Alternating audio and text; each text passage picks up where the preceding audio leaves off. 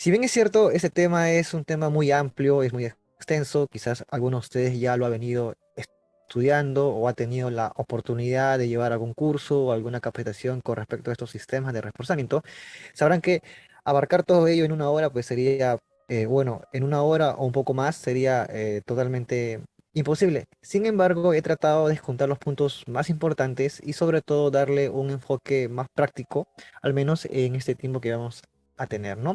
Vamos a hablar un poco acerca de lo que es en sí este sistema de reforzamiento, el por qué reforzar, el cuándo reforzarlo, y voy a presentar mediante una hoja de cálculo elaborada en la herramienta de MATCAD, cuál es el procedimiento o cuál sería la ruta correcta de poder partir desde que un elemento necesita ser reforzado hasta que se le da justamente ese reforzamiento. Y vamos a ver en conjunto cuál es el incremento o cuáles son los beneficios que trae justamente el usar esta técnica de reforzamiento como es la fibra de carbono. Para ello justamente también he elaborado, mi persona ha elaborado una guía de diseño, es así como yo le suelo llamar, que es digamos, sacando las partes más importantes de las normativas que rigen, digamos, el diseño con estos elementos de fibra de carbono. Sí, pero eso, bueno, vamos a ir hablando un poco más adelante.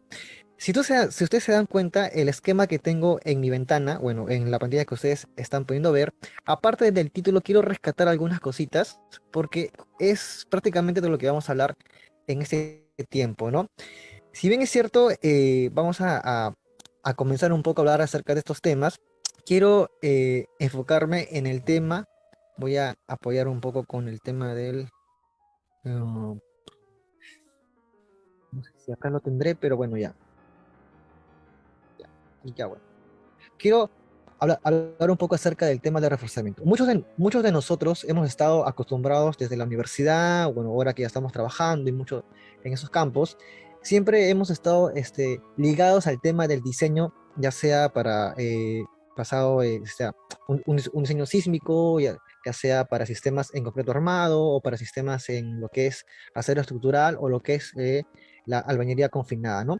Siempre hemos estado ligados, nos han enseñado a cuáles son los procesos correctos para hacer un adecuado diseño según las normativas de nuestro país y, por qué no, normativas internacionales, como es el caso de la ACI. Pero muy poco a veces nos han explicado el tema del reforzamiento, ¿no? Porque hablar de diseño es una cosa y hablar de reforzamiento es otra cosa, ¿no? Si bien es cierto, hablar de diseño es como decimos, vamos a crear algo nuevo, vamos a proponer algo nuevo y en base a un plano de arquitectura, pues le damos, como se dice, le damos vida o creamos el esqueleto de esas estructuras que luego van a ser plasmadas, obviamente, en una memoria de cálculo y por último en un plano para que luego sea construido, ¿no? ¿Qué pasa en el tema del reforzamiento? ¿Cuál es la diferencia, mejor dicho, entre el tema del diseño y el tema del reforzamiento, ¿no? Para los que quizás no están todavía muy metidos en ese tema y les ha llamado la atención el ver cómo se puede reforzar algo, pues le vamos a comentar así, a grosso modo, qué tiene que ver el tema de reforzamiento justamente en este webinar. El tema de reforzamiento es tratar de darle o de recuperar la capacidad que pudo haber perdido una estructura ante un evento cualquiera, ¿no? En este caso, nuestro país obviamente el evento que más nos ha tocado sufrir, por decir así, es el tema del sismo, ¿no? Hace poco acaba de correr uno, entonces sabemos de que nuestro país obviamente pasa por esos efectos, entonces estamos nosotros en la obligación, entonces, de proponer estructuras que tengan la capacidad de poder disipar la energía gradualmente y así, digamos, el daño sea controlado, ¿no? Pero ¿qué pasa con aquellas estructuras que de alguna manera, digamos, no cumplieron las normativas o son estructuras que fueron diseñadas con normativas muy antiguas o, por decirlo así, estructuras, digamos, que no fueron, que no tuvieron un control adecuado en su proceso constructivo y por lo tanto, pues, sufrieron ciertas fallas, ¿no? En ese caso, lo que a veces uno siempre propone o lo que siempre digamos, lo que se espera es tratar de ver la manera si es posible recuperar la capacidad que tenía en un inicio. Entonces, más o menos por esa ruta están haciendo el tema del reforzamiento. Sí, hablar de reforzamiento obviamente es muy amplio. Uno puede usar muchas técnicas de reforzamiento, hay normativas internacionales que nos hablan acerca de se puede reforzar a través de la aplicación de disipadores de energía, a través digamos, otras herramientas que, digamos, de alguna manera te pueden alterar la arquitectura que ya en un inicio fue establecida, ¿no? Se puede hacer encamisados en columna, digamos, podemos agrandar el peralte de una viga con el fin de poder recuperar o mejorar la capacidad que tiene, o que tenía, mejor dicho, este elemento cuando fue diseñada antes de ser fallada, ¿no? Entonces, ¿por qué usamos el tema, o, bueno, o por qué he propuesto, mejor dicho, el tema de la fibra de carbono? Este elemento en sí tiene los beneficios de que no te altera mucho la configuración externa, o sea, no te altera mucho la arquitectura que en un inicio fue planteado, ¿no? Es por eso que he querido trabajar, o he querido mostrar justamente cuál es el procedimiento para hacerlo en el caso de una viga y sometida a flexión, porque obviamente cuando ya te voy a mostrar más adelante, cuando hablemos de fibra de carbono, no solamente es para el campo de la flexión, también puede ser para cortante, en el caso de una viga, y no solamente puede ser para una viga, se puede aplicar en una columna, se puede aplicar en una losa, se puede aplicar en un muro de corte. Entonces tiene varias aplicaciones y también tiene varias, digamos, formas de cómo trabajarlas, ¿no? Si tú ves el esquema en esta presentación, pues claramente tengo un modelo matemático, de la cual obviamente tuvo que haber sido, digamos, tratar de representar lo que era una estructura real en sí. Luego fue analizada, fue verificada, para que obviamente luego se concluyó de que esta estructura tenía cierto daño en algunos de sus elementos, como yo lo voy a mostrar más adelante, ¿no? Entonces, digamos, la ruta, acá hay un resumen, mejor dicho, de lo que se ha hecho y y de lo que se va a mostrar justamente en esta presentación, ¿ok? Vamos a continuar. Entonces, quiero mencionarles un poco de lo que vamos a hacer el día de hoy, para darles una ruta, para que tengamos un orden y así no nos, digamos, no nos terminemos por perder en el camino, ¿no? Entonces, ¿qué vamos a ver el día de hoy? Vamos a ver un resumen breve de lo que es el sistema de FRP en sí. No voy a meterme mucho en el tema de la parte química y esas composiciones, porque no es el fin en sí. Yo quiero mostrarles en sí cuál es el procedimiento, digamos, matemático de cómo llegar desde una viga que no está reforzada y cómo llegar hacia una viga reforzada y cómo obtener justamente la cantidad de fibra que se le puede aplicar, y van a ver ustedes cómo mejora la resistencia. Entonces, el concepto en sí lo voy a mencionar, pero no vamos a profundizar tanto, porque obviamente pues el tiempo no nos va a dar, ¿no? Vamos a hablar acerca de los criterios de diseño también, cuáles son estos criterios que se requieren, que están en las normativas, que ya les voy a mostrar, que se exige para que estos sistemas cumplan la función para la cual va a ser aplicada, ¿no? Vamos a hablar acerca del diseño en flexión. Acá se puede hablar mucho, se puede hablar acerca del diseño en cortante, en flexión compresión, como ya les he mencionado, pero voy a solamente a centrarme en la parte de flexión, porque nos vamos a trabajar el día de hoy con vigas de concreto armado, ¿no? Vamos a hablar también acerca de las verificaciones del servicio, porque si bien es cierto, eso también está en la en la normativa, y también tengo un extracto en la guía que les voy a mostrar más adelante. Hay fórmulas que te menciona esta normativa internacional, porque no solamente tengo que llegar a encontrar el área de fibra que le voy a aplicar a mi sistema que ha sido dañado para mejorar su capacidad, sino también tengo que verificar los estados de servicio, para que justamente estos sistemas no se desprendan bajo cargas de gravedad, ¿no? Entonces, este sistema de FRP, yo sé que muchos de ustedes lo pueden encontrar en una literatura, en un paper, se habla bastante acerca de eso, pero digamos que el sistema FRP viene justamente de esas palabras de polímero reforzado con fibra, ¿no? Tiene esta nomenclatura en inglés. Entonces, una de las, digamos, conceptos que yo pude encontrar que no era tan complejo, que es que lo que ustedes pueden ver justamente en mi pantalla, es un sistema compuesto por fibras altamente resistentes embebidas en una matriz epóxica, como ustedes pueden ver justamente en esta imagen que está acá. Ahora, estos sistemas obviamente tienen una división química, tienen un comportamiento, también tienen un modelo matemático, así como lo tiene el acero de refuerzo, así como lo tiene el concreto, que estamos acostumbrados justamente a trabajar con esos modelos desde la universidad. Si recordamos el concreto, pues el modelo más práctico, por decirlo así, para el tema del diseño, usamos el modelo elastoplástico, y para el concreto, pues obviamente puede ser el modelo no confinado o el modelo confinado, dependiendo de los casos en los cuales uno se pueda encontrar, ¿no? Estos sistemas de FRP, que son polímeros reforzados con fibra, están embebidas a través de una matriz epóxica. También tiene un modelo matemático que es, digamos, tiene un comportamiento totalmente lineal. Lo positivo o lo llamativo de estos sistemas es que, digamos, tienen una gran capacidad de deformarse, mucho más grande en comparación a lo que lo tiene justamente el acero de refuerzo, ¿no? Digamos, tiene una alta capacidad de poder deformarse. Sin embargo, a diferencia del acero de refuerzo, es que el acero se va deformando, pero va ganando ductilidad a medida que se va deformando, ¿no? Hay modelos que lo pueden plasmar tranquilamente.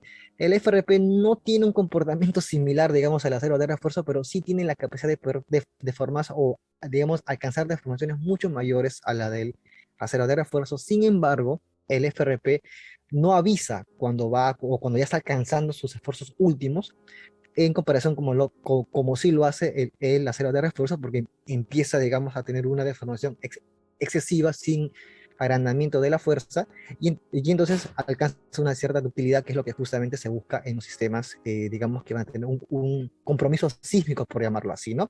Pero el FRP, lo positivo que da, ¿me entiendes? Es que esa deformación es tan inmensa que, ¿me entiendes? En conjunto, cuando se le aplica justamente al sistema de concreto armado, opto por un comportamiento adecuado, mejorando la resistencia, y ya le voy a mostrar más adelante que también toca temas de ductilidad, porque a veces se cree mucho o se cuestiona mucho justamente la fibra de carbono, porque se piensa, y ese es un error, digamos, muy común, y es normal porque a veces no se conoce mucho de esto, que te quita ductilidad. En parte tiene razón, pero hay que saber por qué te quita ductilidad, y eso lo voy a mostrar justamente también más adelante con algunos ejemplos hechos en Matcar, ¿no? ¿Cuáles son los componentes de estos sistemas? Bueno, vamos a hablar también un poco acerca de eso en la forma de aplicarlo en sí, pero este es un esquema que a mí me agrada bastante. Es, obviamente, como usted puede ver, hay un sustrato de concreto que está ahí claramente. Entonces, estas fibras no es solamente son unas láminas o digamos, tan simple como uno puede pensar, ¿no? Que son unas tiras, que los veo ahí, que se las colocan y ya, ¿no? No. Obviamente, el proceso constructivo o el proceso de aplicación de esto conlleva tener una alta mano especializada, y tiene un proceso de colocación, ¿no? Si bien es cierto, no vamos a hablar acerca del proceso constructivo porque no es el fin de esta presentación, pero sí les quiero mencionar, digamos, a través de esta imagen, que pasa por procesos, ¿no? Obviamente se le coloca por encima del sustrato de concreto una primera capa, una pasta, luego una capa de resina saturante, el tejido en sí de la fibra, una segunda capa saturante, y luego un acabado para que justamente esas láminas de fibra de carbón aplicado, ya sea en una viga o en una columna o en una placa, no se ve o, digamos, no quede, digamos, a la vista de los usuarios, porque obviamente generaría cierta preocupación, cierto temor, y eso tampoco es lo que no es lo que se quiere en sí, ¿no? Pero hacer esto requiere una mano especializada. Es por ello que cuando alguien trabaja con estos sistemas, ¿me entiendes?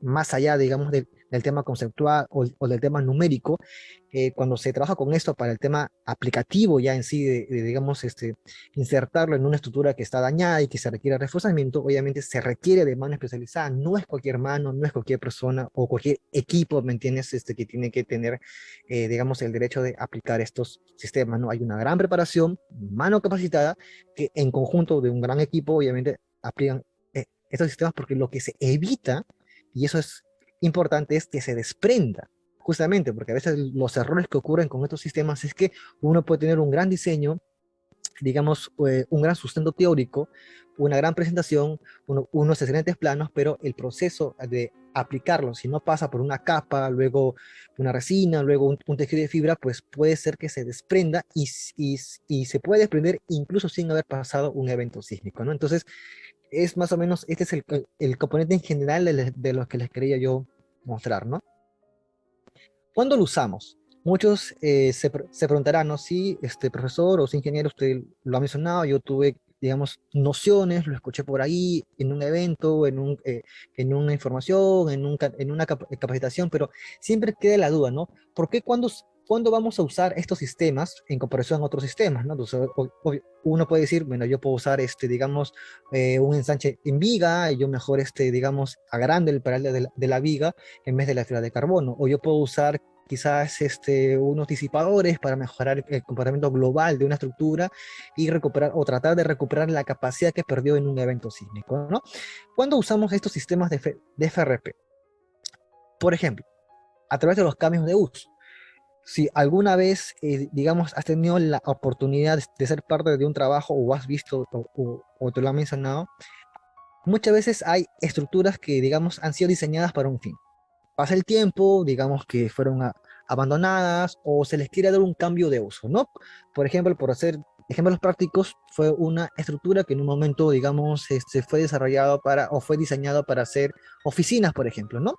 Entonces, lo que ya sabemos es, a través de los diseños, entendemos que obviamente hay procedimientos para poder analizar, verificar y diseñar una estructura destinada a la categoría de oficinas. Tenemos justamente la norma 030 donde nos dan los parámetros sísmicos que tenemos que tener en cuenta para lograr justamente ese objetivo en temas de análisis, ¿no? Entonces, cuando se le da un cambio de uso, supongamos que tenemos unas oficinas, pasan los tiempos, pasan años y se le quiere un cambio de uso, ¿no? Ya no quiero que sea oficinas, ahora quiero que sea, no sé, quizás almacenes o quizás, exagerando, ¿no? Un colegio o parte de un colegio o parte de una universidad.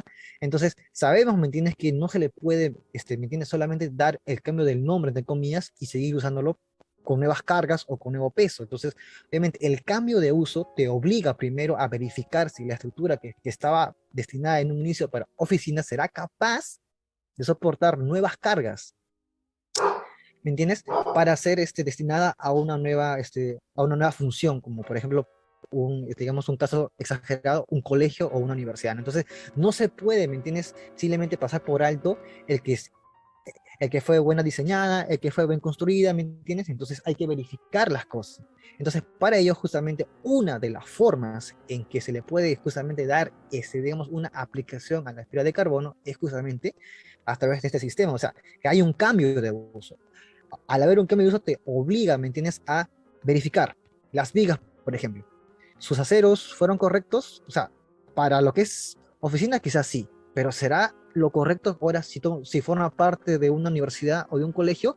Sabemos que no, que obviamente van a haber mayores cargas, mayores esfuerzos, por lo tanto, ¿me entiendes? Lo que quizás sí funciona para una oficina no necesariamente funcionaría para una estructura, ya sea para un colegio o para una universidad. Entonces, ese cambio de uso te obliga, ¿me entiendes?, a quizás tener que mejorar la capacidad, tener que mejorar la resistencia, tener que reforzarla por ello, y se le puede dar justamente el uso de la fibra de carbono, como vamos a ver justamente el día de hoy en un pequeño ejemplo ensargado en MATCAD, ¿no? Otro de los, digamos, de cuándo se usaría estos sistemas es a través de los errores de diseño o de construcción, ¿no? Aquellos que hayan tenido la oportunidad de trabajar en proyectos o de revisar o ser parte de un equipo que revisa expedientes técnicos de ciertos proyectos que se han desarrollado, no sé, en la parte interna del país o en otros lados, te das cuenta que muchas veces, lamentablemente, pues forman parte de lo que a veces vivimos, encontramos errores en el diseño, ¿no? Nos ha pasado, a mí particularmente me ha pasado, o sea, uno encuentra errores en el diseño de un cierto expediente técnico donde se dan cuenta que no ha sido diseñado de la manera correcta. O sea, hay errores, digamos, quizás en el tema del diseño por flexión, quizás no eran los aceros longitudinales correctos, quizás le faltaba o quizás estaba sobreforzado, errores, digamos, en el tema de cortantes, o sea, encontramos errores. Entonces, cuando uno encuentra errores y cuando la estructura ya está diseñada, lamentablemente, porque cuando todavía no está diseñada, pues, o cuando todavía no está construida, mejor dicho, se puede corregir esos errores. Pero ¿qué pasa cuando ya ha sido construida, o menos una parte de ella, o una primera etapa, ¿me entiendes? Y se encuentran errores en el diseño que no fueron, ¿me entiendes?, previstas en un, en un inicio. ¿Qué se hace ahí? Lo eliminamos todo, lo tumbamos todo, no necesariamente, ¿no? Entonces uno trata de buscar soluciones y una de las maneras, porque no es la única, obviamente, es a través de la aplicación de estos sistemas que vamos a tratar de mejorar, vamos a tratar de corregir esos errores, ¿me entiendes? Encontramos una viga en un pabellón que estaba construido en un primer nivel, por ejemplo, que no, bueno, el expediente técnico decía tanto de acero y nos damos cuenta que en el campo, que en el proceso fue construido de una manera distinta, se le bajó a cero o se le subió a cero, entonces hay que mejorar, hay que mejorar. Entonces no voy a ir demoliendo, raspando el acero, quitando, aunque también podría ser, pero obviamente genera mucho ruido, es muy tosco, por decirlo así. Entonces una de las maneras, digo, no es la definitiva, una de las maneras es tal vez aplicar estos sistemas que te pueden mejorar la capacidad, la resistencia que se debió haber tenido en un inicio, pero por estos errores se perdieron en el camino, ¿no? Problemas de degradación, fisuras excesivas o con temas también de flechas o de sobrecarga que no fueron previstas, también se puede aplicar el tema de la fibra de carbono. Los cambios de código, como ya lo mencioné anteriormente, una edificación que fue diseñada con cierto código en los años 90 o no sé, por ahí, ¿me entiendes? Y que ahora se le quiere dar un uso, pero obviamente hay que verificar sea, se le quiere mantener el uso para que fue diseñado en esos tiempos, pero ahora se le quiere, obviamente, se le tiene que verificar con los códigos actuales y nos damos cuenta que obviamente pues no va a pasar, ¿no? Obviamente esa edificación en los años 90 fácilmente cumplía con las normativas de ese año, pero en este año, actualmente en el 2022, pues la norma ha evolucionado, ha mejorado y hay nuevos puntos, entonces se le tiene que pasar por un proceso de verificación y nos damos cuenta que no, pues no, lamentablemente no está cumpliendo los códigos actuales. ¿Qué hacemos? Ya está construida, no la vamos a demoler, hay que verificar en qué puntos lo podemos mejorar y justamente la aplicación de la fibra de carbono puede llegar a ser una excelente solución ante esos problemas que pueden haber, ¿no? El control de fecha también es una, digamos, de los campos en los cuales se le puede dar uso justamente a estos sistemas de FRP. El aumento de la capacidad para soportar, digamos, presiones en tuberías, silos y tanques. Profesor, tuberías, tanques, silos, no solamente son en edificaciones, como hemos estado hablando, no. La fibra de carbono va un poco más allá, tiene aplicaciones incluso en puentes, incluso en silos y en tanques, digamos, porque digamos, tiene, digamos, esa facilidad de poder ser moldeable, como usted puede ver justamente en las gráficas del lado derecho de la pantalla, que estos tejidos, como uno puede pensar que parecen, son moldeables justamente a la forma de la estructura, ¿no? A la forma de la estructura, a la forma del elemento, ya sea para una columna cuadrada, circular, rectangular, para una viga también. Entonces tiene un fácil, digamos, adherencia cuando está trabajada correctamente, lo que le da la posibilidad de ser aplicada no solamente a temas de edificaciones, sino también a temas de lo que son tanques, silos y tuberías, porque soportan una gran presión, entonces a veces se dañan o pueden estar propensos a dañar, entonces hay que mejorar esa resistencia, esa capacidad, y también la normativa internacional habla acerca de esos procesos, ¿no?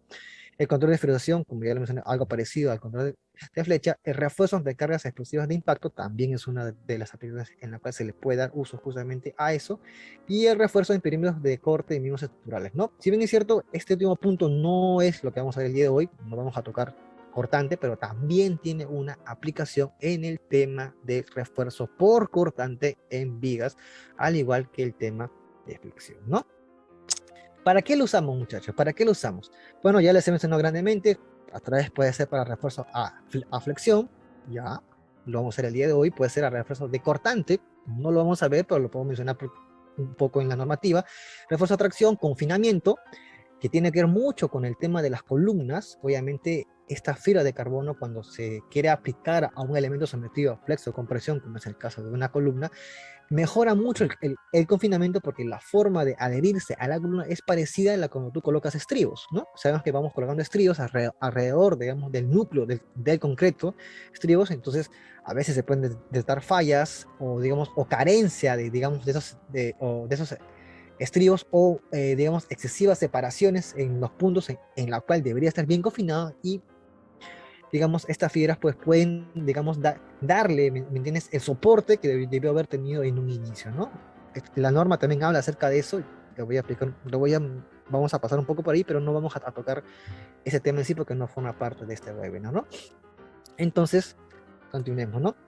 ¿Dónde se consigue? Obviamente acá yo no hago, digamos, propaganda a ninguna empresa, porque yo no trabajo para ninguna empresa que se dedica a la fabricación de estos sistemas, pero obviamente, pues, digamos, hay proveedores acá dentro del país, creo que no es novedad, ya muchos de ustedes tendrán nombres en la cabeza, que obviamente se encargan de la distribución y te entregan justamente una información técnica que es valiosísima, porque obviamente estos fabricantes, estas empresas se encargan de lleno justamente en el tema de la fabricación, de los análisis, de los diseños de estos sistemas de FRP, y hay propiedades que son muy importantes de tomar en cuenta, que justamente viene en su guía cuando se pide cierta cantidad de fibra de carbono después de un diseño, cuando ya uno ya verificó y sabe cuánto va a necesitar, ¿me entiendes? Porque tiene obviamente un control de lo que es los costos, los metrajes, entonces sabe cuánto va a necesitar, se contacta con los múltiples proveedores que pueden haber acá dentro del país y ellos te entregan el producto y aparte te entregan una ficha técnica, que es justamente donde están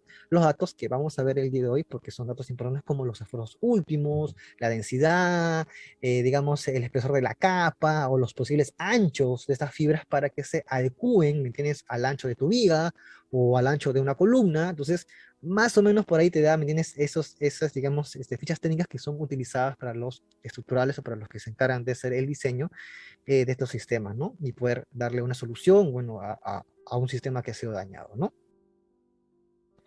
Aplicaciones típicas en edificaciones, ya no es, ya, digamos, no es, digamos, algo tan novedoso. Esta gráfica creo que lo dice mucho, quizás más de uno lo ha podido ver, ¿me entiendes? Es la forma como se le aplican. Si tú te das cuenta, en el tema de las columnas, como puedes ver, trata de tomar la forma de los estribos, se puede aplicar también en vigas del techo, como pueden ver, tenemos tiras que van alrededor, esa tira longitudinal que es justamente aporta el tema de la flexión, como lo vamos a ver el día de hoy, esas tiras que hacen forma de estribos, que justamente tienen que ver con el tema de la cortante, ¿no? Para muros de concreto armado también tienen esa forma, pueden ser de manera vertical y horizontal, dependiendo de la necesidad, ¿no? Quizás puede ser una necesidad por cortante, una necesidad por flexocompresión, tienen, digamos, esa habilidad o esa facilidad, ¿no? En el tema de la losa de techo también es aplicable, justamente en el tema se puede aplicar a losas aligeradas para mejorar la capacidad de fricción de las viguetas o losas macizas también, ¿no? Incluso también hay, digamos, aplicaciones en muros de albañilería, aunque yo de manera personal no lo he visto tan a profundo, pero sí tengo entendido de que según la normativa te dan algunas indicaciones, ¿no? Instalaciones industriales, servicios y vialidad también tienen una gran aplicación, como van a ver en estas imágenes. Si pueden ver acá justamente está siendo aplicada a una losa prácticamente, mejorando la capacidad de presión en ambas direcciones. También puede ser aplicadas a temas de servicios industriales, como pueden acá en las imágenes, ¿no? Entonces, les he querido mencionar esto rápidamente para que tengamos una idea en digamos, en este tiempo que vamos a estar juntos para poder mostrarles no solamente la parte teórica, ¿no? Porque la parte teórica, digamos, es más amplia, es más grande, pero si solamente me centro ahí, no voy a poder mostrarles la parte práctica, que justamente sé que muchos de ustedes se preguntarán, ¿y cómo lo aplico? ¿Y cómo lo veo? O sea, ¿cómo llego de un punto hacia el otro punto? ¿Y cómo sé que voy a aplicar esto y lo otro y lo otro? ¿Y qué normativa, cómo junto la normativa para poder llegar a una solución, ¿no? ¿Lo puedo hacer en Excel? Sí. ¿Lo puedo hacer en MATCAD? También, pero en este momento vamos a utilizar la herramienta de MATCAD, ¿no? Antes de ello, yo les he hablado de una normativa. Les he mencionado justamente que existe una normativa internacional que está exclusivamente diseñada, por decirlo así, para hablarte de estos sistemas de FRP, ¿no? Es el ACI 440-2R bueno, en su última versión, que es la del 2017, ¿no? Hasta ahora creo que no hay una, digamos, o no ha habido, mejor dicho, una actualización hasta la del 2022.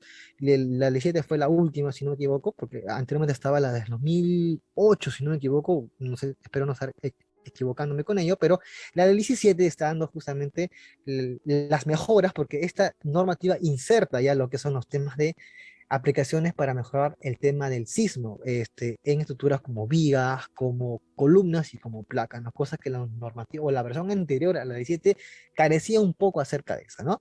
Si bien es cierto, esta es la única normativa aquí en Latinoamérica, bueno, porque existen normativas europeas que también hablan acerca de lo que es el ASI 440, que hablan acerca en sí de la fibra de carbono, pero vamos a trabajar con Latinoamérica porque obviamente el ASI pues es la normativa que, digamos, a nivel de Latinoamérica es la que más rige, ¿no? Obvio. Ahora, la norma no es tan extensa, si ustedes se dan cuenta, tiene solamente 117 páginas en comparación con el ASI del 318, que obviamente que es más extensa. Y está dividida en capítulos que, bueno, no vamos a navegar entonces ya, pero sí me quiero centrar sobre todo en estos capítulos que son el capítulo número 10 y el capítulo número 11, ¿no? El capítulo número 10, si ustedes se dan cuenta ahí claramente, no hay que tampoco, digamos, ser tan conocedores del inglés, pero creo que es entendible, ¿no? Tiene que ver con la parte de aflexión, ¿no? Tiene que ver con los requisitos, lo que se necesita, lo que se le pide y el proceso o la receta, como se dice, para poder hacer un adecuado diseño de aflexión con el uso justamente de la fibra de carbono. Si bajamos un poquito más la vista, nos damos cuenta que en el capítulo número 11, automáticamente, inmediatamente, perdón, se toca el tema del cortante. Entonces, capítulo 10 y capítulo número 11 son, digamos, los primeros capítulos que te van a introducir al tema de la flexión y la cortante, al menos en elementos vivos. Más adelante, cuando tú ya navegas en el capítulo 12, el capítulo 13, ya toca la parte de descarga axial, un esfuerzo combinado de momentos, eso ya entra al mundo de las columnas, ¿no? Si seguimos bajando al capítulo número 13, ya toca la parte sísmica, porque obviamente, así como cuando nosotros aprendemos a diseñar una viga, con las normas 060, pues usamos a veces el capítulo 9, el capítulo 10, el capítulo 11, porque nos hablan de aspectos generales para el diseño de una viga flexión, acortante y a torsión y las cargas, todo lo demás, ¿no? La parte sísmica, ¿dónde la vemos? En el capítulo 21, ¿no? O sea, nos saltamos unos capítulos más arriba y llegamos al 21, y en el 21 te dan el complemento de lo que tú ya has aprendido en los capítulos 8, 9, 10 y 11. Ya tienes tus conceptos básicos de lo que es un diseño a viga por flexión, por cordón y por torsión, pues ahora le agregamos lo que se conoce como las disposiciones sísmicas. Entonces, algo similar hace esta norma, ¿no? O sea, arranca con el capítulo 10 y 11, te da los conceptos principales para que tú puedas diseñar a flexión ya cortante, en el caso de una viga de concreto armado, y en el capítulo 13 te da digamos, las disposiciones sísmicas, por decirlo así, o digamos, pautas adicionales para que tengas en cuenta qué sucede cuando entran a tallar los temas de sismo, porque también hay temas de rotulación, hay que hacer un control de rótulas plásticas, hay que se van formando y cómo la fibra puede mejorar. Entonces hay ecuaciones adicionales que se insertan a las ecuaciones que ya fueron propuestas en el 10 y en el 11, que vamos a ver el día de hoy a través de un hoja de MATCAD. Se le da pues una, digamos, como que se le agrega algo más y se tiene cuidado para no, digamos, para cumplir con esas disposiciones como se puede esperar, ¿no? Entonces, lo que vamos a hacer el día de hoy, vamos a tocar el capítulo número 10. Si tú te das cuenta, esta norma, obviamente no hay, por más que tú la busques en internet, no hay una traducción en español, porque más de uno de nosotros en algún momento de nuestra vida lo hemos hecho cuando, digamos, no nos sentíamos tan seguros o no teníamos, digamos, la capacidad tan profunda de poder leer una normativa que estaba completamente en inglés. Pues lo que hacíamos era buscar o rezar, como se dice, para ver si es que había una traducción en español porque queríamos aprender. Entonces, lamentablemente, esta norma no tiene una traducción en español, por más que yo la he buscado, no la he encontrado. Bueno, hay algunos artículos, papers que por ahí te pueden hacer extractos en español, pero bueno, lamentablemente no hay una traducción en español, por lo tanto, pues uno tiene que aprenderlo a lo crudo, como se dice, ¿no? Felizmente, llegó la pandemia, bueno, perdón, felizmente no, bueno, pero lamentablemente llegó la pandemia, pero digamos que felizmente, entre comillas, tuvimos tiempo ocio, por decirlo así, ¿no? Entonces, en mi caso, pues tenía tanto tiempo ocio, por decir, al menos los primeros meses, que me tomé el trabajo de poder capturar el capítulo 10 y el capítulo 11, al menos que eran los que más me importaba en un inicio, y poder traducirlos y generar más o menos juntar extractos de una y otros párrafos para darle forma y poder generar un recetario para entender qué es lo que te dice la norma cuando diseñas a flexión una viga. Igual lo hice también para cortante, pero ahora solamente te voy a mostrar el tema de lo que es flexión. Pero ten en cuenta que el capítulo número 10 es exclusivamente para el tema de flexión, para reforzar, mejor dicho, una viga a flexión usando justamente estos sistemas de FRP. Te da las pautas, te da los principios, te da las filosofías, te da las ecuaciones, cómo realizar, cómo, digamos, cuántas capas, cómo aplicarla y cómo llegar justamente a mejorar y cómo comprobar si es que en verdad has logrado mejorar la capacidad a flexión de esa viga que en un inicio sí la requería. Entonces me tomé el trabajo y eso es lo que le voy a aprender justamente ahora. Esta guía, bueno, yo le he llamado guía, mejor dicho, porque no tiene un nombre oficial en sí, es lo que yo le llamo y lo que yo presento cada vez que, digamos, tengo la oportunidad de explicar esos temas, guía para reforzamiento, flexión en vigas de concreto armado mediante el uso de la fibra de carbono, ¿no? He sacado los capítulos más importantes, tratando de tener un correcto hilaje, por decir así, para que podamos saber andar de menos a intermedio y a más para entender, al menos en este tiempo, porque va a ser un poquito rápido, porque obviamente eso sería más extenso hablar cada uno de ellos, pero quiero que al menos acabemos, digamos, el tiempo que estemos acá con una idea general, pero con cierto grosor para que digamos, ah, sí, ya entiendo qué es lo que me quiere decir, entiendo por dónde quiere ir y creo que ya se me aclaró un poco más el panorama, ¿no? Por si eres alguien que ya tiene cierto conocimiento y si eres alguien nuevo en esto, pues que te despierte el interés de querer seguir aprendiendo, por ejemplo, este tema que es muy novedoso, ¿no? Bueno, es novedoso porque digamos que no normalmente se muestra o se enseña eh, en, en otros lugares, ¿no? Entonces, vamos a hablar un poco acerca de eso, voy a tratar de agrandar un poco. ¿Por qué toco esta guía? Porque si yo voy de frente al ejemplo que te voy a mostrar en una hoja de MatCat como la que tengo acá, si yo voy de frente a mostrarte este ejemplo, es más probable que nos perdamos y que no me entiendas. Y el objetivo de mi persona no es que solamente me escuches, sino menos que entiendas qué es lo que estoy haciendo, por dónde estoy partiendo, para que cuando te presente el ejemplo, a través de lo que estás viendo ahorita acá en mi pantalla de esta hoja de MatCat, que se ha desarrollado, que tiene alrededor de 10 hojas, entendemos por qué estoy colocando este número, por qué estoy aplicando esta fórmula, por qué, de dónde nace esto que está acá, por qué esta tabla y cosas así. Entonces, por eso vamos a navegar en estos minutos a través de esta guía y espero que sea de un gran entendimiento. Voy a tratar de hacerlo lo más simple posible para que todos salgamos al menos con una idea general de esto, ¿no? Lo primero que les quiero mencionar es que esta guía, bueno, o la normativa, mejor dicho, que estaba en inglés, te habla acerca de las condiciones generales para el diseño de FRP.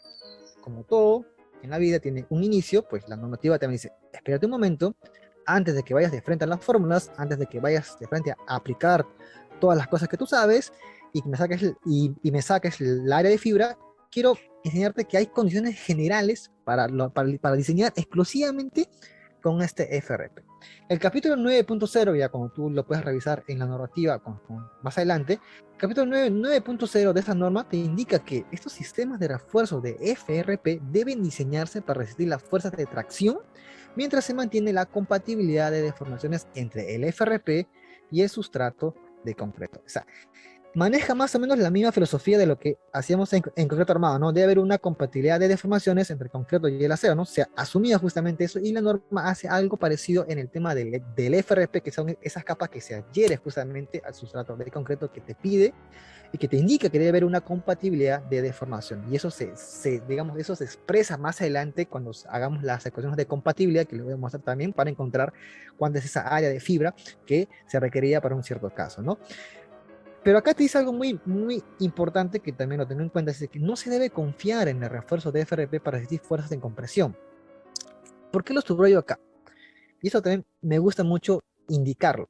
Si bien es cierto, estos sistemas de FRP, y digamos, te mejoran la capacidad de lo que es a flexión, obviamente en una viga en la zona de tracción, en donde justamente se requiere, digamos, mejorar la capacidad porque hubo, digamos, una mala cantidad del acero de refuerzo en esa zona, no se espera lo mismo en la zona de compresión.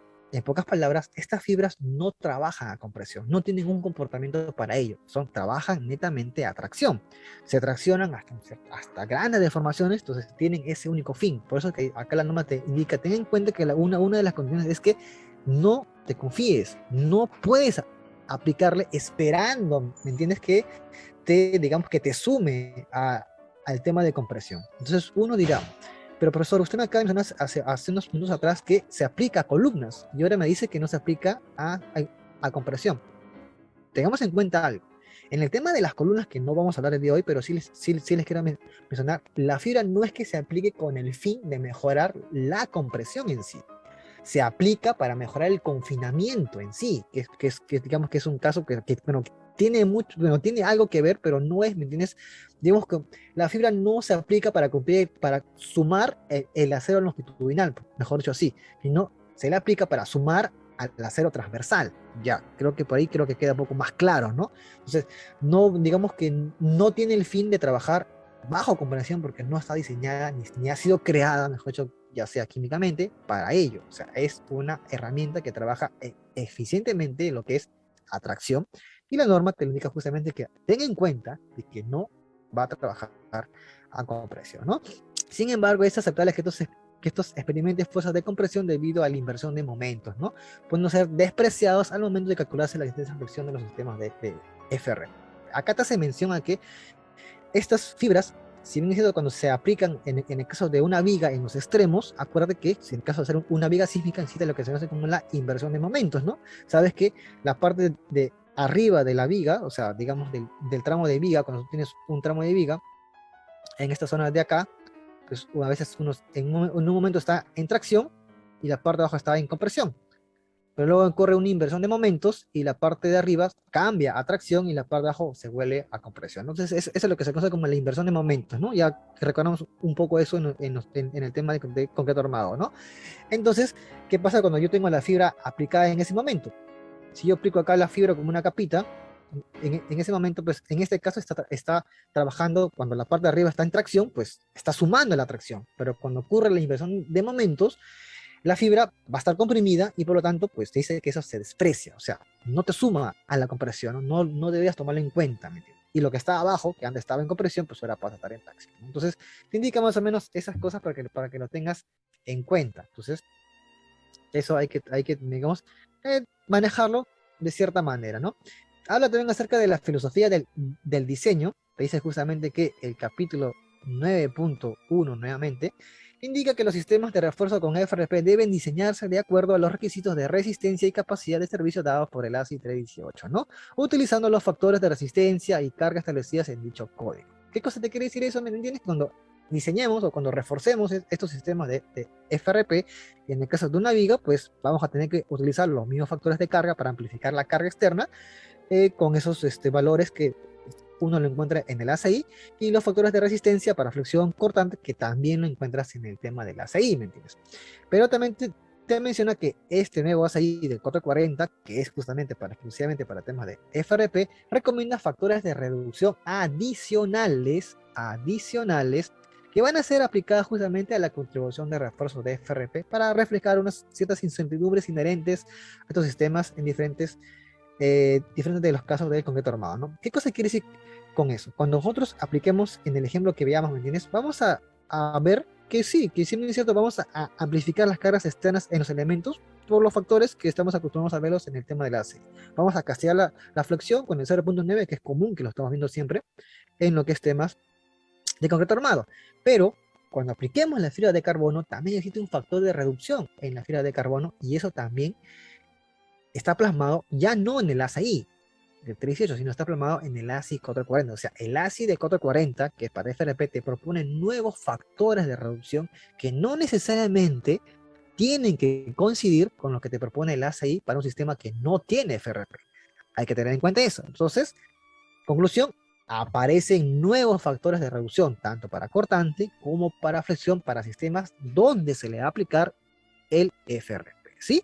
Hay que tener en cuenta esos nuevos factores que le voy a hacer mención también más adelante, ¿ok? ¿Qué más? Los límites de reforzamiento. La norma habla acerca de estos límites de reforzamiento. ¿Por qué? A ver, chicos. ¿Por qué? ¿Y por qué es importante mencionarlo acá? Si bien es cierto, tú puedes hacer una excelente evaluación, puedes decir, ¿sabes qué? Acabo de concluir que esa viga de este sistema X necesita ser reforzada. Y bueno, yo estoy proponiendo que sea con fibra de carbono porque es más cómodo, digamos, es más, se adapta más a esta situación y no me altera mucho la arquitectura. Ok. Pero la norma te dice, ok, podrá necesitar fibra de carbono, es cierto, pero ten en cuenta que hay límites que debes de cumplir antes de aplicarle estos sistemas. ¿Por qué? Porque justamente el capítulo 9.2 del ASI te hace mención. Indica que estos límites se imponen para que justamente evitar un colapso de la estructura en caso se produzcan fallas de adherencia u otras fallas del sistema con FRP debido a daños, vandalismo u otras causas. Digamos, yo ya sé que se va a reforzar, yo lo puedo colocar la fibra de carbono, esperando de que cuando ocurra un evento como un sismo, por ejemplo, esta fibra no se desprenda porque justamente se está diseñando para que mejore la capacidad, mejore la resistencia de tu viga en la zona reforzada, y obviamente pues cuando venga un evento pues no se desprendan, ¿no? Obviamente por eso hay diseño y hay técnicas, ¿no?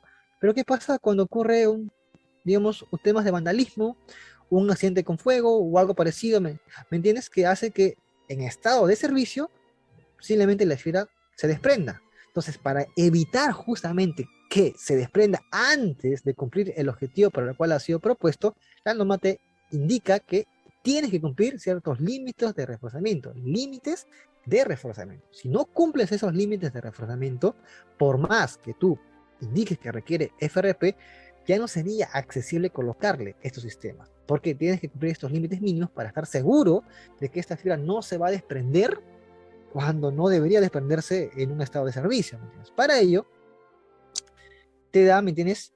esta propuesta, ¿no? Te indica, ¿me entiendes? Que en la sección en la cual tú vas a reforzar, tú puedes conocer la resistencia existente porque tienes la sección de tu viga, tienes los aceros longitudinales, porque acuérdate que ya está construida. Entonces puedes conocer cuál vale la resistencia existente en esa sección, ¿no? Y eso tienes que comprarla con un valor mínimo que te pide la norma, que tienes que cumplir, que justamente tiene esta combinación, que es 1.1 de SDL más 0.75 de SLL. Profesor, ¿quiénes son SDL y quiénes son SLL? La norma lo llama así, pues nos dice que SDL es el efecto por la carga muerta y SLL es el efecto por la carga viva. Ah, ya, entonces lo que voy a hacer es generar una combinación de carga muerta y carga viva castigado con estos factores que me propone la norma del 440, ¿no? Exactamente. Entonces tú vas a calcular lo que es tu momento de resistencia a flexión, como ya lo sabemos hacer desde la universidad. No es algo, digamos, novedoso para nosotros poder encontrar cuánto vale la resistencia a flexión, el momento nominal de tu sección, y castigarle obviamente con el parámetro, con el factor de reducción que te plasma el ACI o la número, o la 0.60, que en este caso coinciden, que es 0.90, encuentras tu momento existente. Eso lo comparas con un momento actuante en esa sección generada por la combinación, como puedes ver acá. Tú tienes que hacer esa comparación y si verificas que el momento existente, en el caso de flexión, por eso te explico para un momento, si fuera cortante, compararía cortantes, ¿no? Pero como estamos en flexión, yo comparo el momento existente con el momento actuante, con esa combinación que me da el ACI 440 y verifico. Si estoy por encima de ese límite, vinco, ¿no? Puedo atreverme a proponer un reforzamiento de viga en esa sección o en ese elemento que yo estoy indicando, ¿no? Entonces, te plasma justamente estos límites, te indica que hay que tener cuidado en ese caso, ¿no? ¿Qué más, chicos? Cuando tú ya sabes que puedes reforzar, ya te das cuenta, ya has, digamos, has pasado por el tema digamos, las condiciones de generar de servicio, la filosofía del diseño, tienes en cuenta que esos factores son nuevos, has verificado los límites, entonces sabes que ya puedes darte, digamos, digamos, la propuesta de reforzarlo justamente con estos sistemas de FRP, como indica justamente la norma, ¿no? Como te mencioné hace unos minutos, obviamente hay proveedores que te van a dar, digamos, las especificaciones técnicas de esos materiales, entre ellos te van a dar datos como qué, como la fuerza de atracción último, como tenemos acá, tracción último, FRP, la deformación de rotura, el módulo de elasticidad, el espesor que se están proponiendo, densidades, digamos, valores que me van a servir a mí para mi futuro diseño de encontrar cuánta es la área de fibra que yo voy a necesitar, ¿ok? Pero, y pongo un pero muy grande, la norma también te habla acerca de eso. Y te dice, en el capítulo 9.4 de este ACI, indica que a menos que se diga lo contrario, o sea, se refiere a las especificaciones que te van a entregar a ti. Al menos que se diga lo contrario, las propiedades del material informadas por los fabricantes, como el esfuerzo máximo en la tracción, la deformación a las roturas, generalmente no consideran, lo remarco acá, no consideran la exposición a largo plazo y a las condiciones ambientales. Y deben considerarse como propiedades iniciales. Entonces hay que tener en cuenta, ¿me entiendes? Que estos sistemas de FRP son, digamos, fácilmente alterados por condiciones ambientales, porque acuérdate que estos sistemas, por más que tú le pongas un recubrimiento, como vimos la lámina de donde estaban las capas, por más que tú lo cubras con un recubrimiento, siempre van a estar expuestas al medio ambiente, porque son láminas que están, no, tú no la estás insertando al núcleo del concreto, tú no estás rompiendo la viga para insertar la fibra, no, es un recubrimiento externo, que puede ser cubierto con algo, ok, pero igual tiene tendencia a estar expuesto a los cambios del medio ambiente. Por lo tanto, la norma técnica, ojo, ten cuidado, si estas propiedades que tú las vas a utilizar más adelante, ¿me entiendes? A menos que te digan lo contrario, ten en cuenta que no están considerando la exposición a largo plazo o las condiciones ambientales. Entonces, profesor, entonces, ¿qué hago con estas propiedades? ¿No las utilizo? No, la norma también te da una solución. Estas iniciales sí son válidas. Sin embargo, te indica en una tabla llamada la tabla 9.4, bueno, está dentro de ese mismo capítulo, que es esta tabla que ustedes pueden ver acá, que hay que castigar con esos factores para hacer las correcciones por los temas o por los posibles casos que pueden sufrir en temas de exposición ambiental, ¿no? Indica que debido a la exposición a largo plazo y a varios tipos de ambientes, puede reducir las propiedades de tracción y resistencia de la rotura por fluencia y fatiga de los laminados de FRP. Obviamente, es importante. Nosotros no queremos si se va a resistir, ok, entonces hay que castigarlo para justamente, digamos, tener en cuenta esa pérdida de resistencia por temas de medio ambiente. Entonces te da justamente que las propiedades de material utilizadas en las ecuaciones de diseño deben reducirse según las condiciones de exposición ambiental. Y esa tabla es muy curiosa, porque esa tabla ya te indica, ¿me entiendes? Según según la ubicación y el sistema de FRP, ¿no? Nosotros estamos trabajando con sistema, obviamente, de fibra de carbono. No vamos a entrar justamente solamente en ellas que están acá con rojito, ¿ok? Solamente con rojito. Entonces te va a indicar, dice, ¿no? ¿Sabes qué? Tienes estos factores que vas a utilizar de acuerdo a la exposición, ¿no? Si tu elemento está en una exposición interior, bueno, el sistema, el factor vas a usar de 0,95, ¿no? Si es un exterior, puedes usar 0,85 y si tienes una exposición agresiva, muy, muy agresiva, pues vas a seguir usando 0,85. O sea, de acuerdo, ¿me entiendes? A la ubicación de tu elemento en la estructura que estás reforzando y de acuerdo, digamos, a la ubicación donde el impacto climático puede ser muy agresivo, ¿no? O no tan agresivo, ¿me entiendes? Se aplica estos factores de reducción, como ustedes pueden ver acá. Y estos factores, obviamente, van a ser castigados a estos esfuerzos que le mencioné líneas arriba, ¿no? Y con estos son las cuales uno ya se queda para el diseño, ¿no? El esfuerzo de atracción último del diseño, lo que es lo que te dio el fabricante, ahora le estamos castigando con este factor de exposición ambiental, ¿no? Que puede ser 0,85 o 0,95. Y este nuevo esfuerzo que nace es el que nosotros vamos a utilizar para nuestros temas de diseño y que les voy a mostrar justamente más adelante. Igual ocurre con la deformación de la rotura, que también la vamos a utilizar para temas de diseño. Y bueno, eso de acá ya también se tiene una utilidad para el tema del diseño, ¿no? Entonces, sigamos. Hasta aquí hemos llegado, digamos, a la parte, digamos, más cómoda, más aceptable en lo que les he querido mencionar, ¿no? Aquí, a partir de aquí, la norma ya te indica cuál es el procedimiento. A ver, te voy a enseñar cuál es la ruta que debes de seguir para poder llegar a encontrar lo que uno espera en estos diseños, que es cuánta área de FRP necesito para poder aplicarle a cierta sección y poder mejorar y recuperar la capacidad que en un momento la perdió. ¿Es muy parecido a la de concreto modo, profesor? Claro que sí, porque acuérdate que en tu curso de concreto modo, ¿cuál era tu objetivo cuando tú aprendías a diseñar una viga? Encontrar el área de acero de refuerzo. Ese era nuestro objetivo cuando éramos estudiantes, ¿no? Nos enseñaban un montón de ecuaciones, iteraciones, con la única finalidad de saber cuánta es la cantidad de acero que le voy a colocar a mi viga para que pueda resistir las cargas externas. Ok. Entonces luego esa área de acero tú la pasabas a varillas de refuerzo y ya lo ponías en un plano X, ¿no? Este es parecido, chicos. Este es parecido. Acá la novedad ya no es encontrar el área de acero, porque tú ya la conoces, igual tampoco la vas a modificar, porque la que tú quieres es mejorar la capacidad con lo que tienes. Entonces, vamos a encontrar el trabajo. El objetivo es saber cuánta área de FRP, de lámina, yo voy a necesitar para colocarle en esa sección de tal manera que mejore la capacidad, la resistencia y la lleve, digamos, a un punto óptimo, ¿no? Entonces, algo, algo por ahí es lo que la norma me indica. Ahora, yo te muestro cuál es el procedimiento. Vamos a ver de dónde partes, intermedio y final, para que logres obtener justamente eso que te acabo de mencionar, ¿no? El capítulo 10.2 de este ACI, esto de acá, por ejemplo, por si acaso, está sacado de la normativa, o sea, tú lo puedes leer en la norma, lo vas a encontrar. Lo que he hecho yo es ordenarlo por capítulos, porque obviamente a veces está un poco disperso, para que haya un orden y sea más cómodo, ¿no? El capítulo 10.2 de este ACI presenta una guía sobre el cálculo del efecto del reforzamiento a flexión en vigas de concreto armado mediante el uso de los sistemas de FRP, ¿no? Aplicados en la zona en tracción, porque ya sabes que la fibra trabaja a tracción y se desprecia la parte en compresión para secciones rectangulares existentes, ¿no? Sin embargo, te indica que eso también puede ser aplicado a sistemas de otras formas.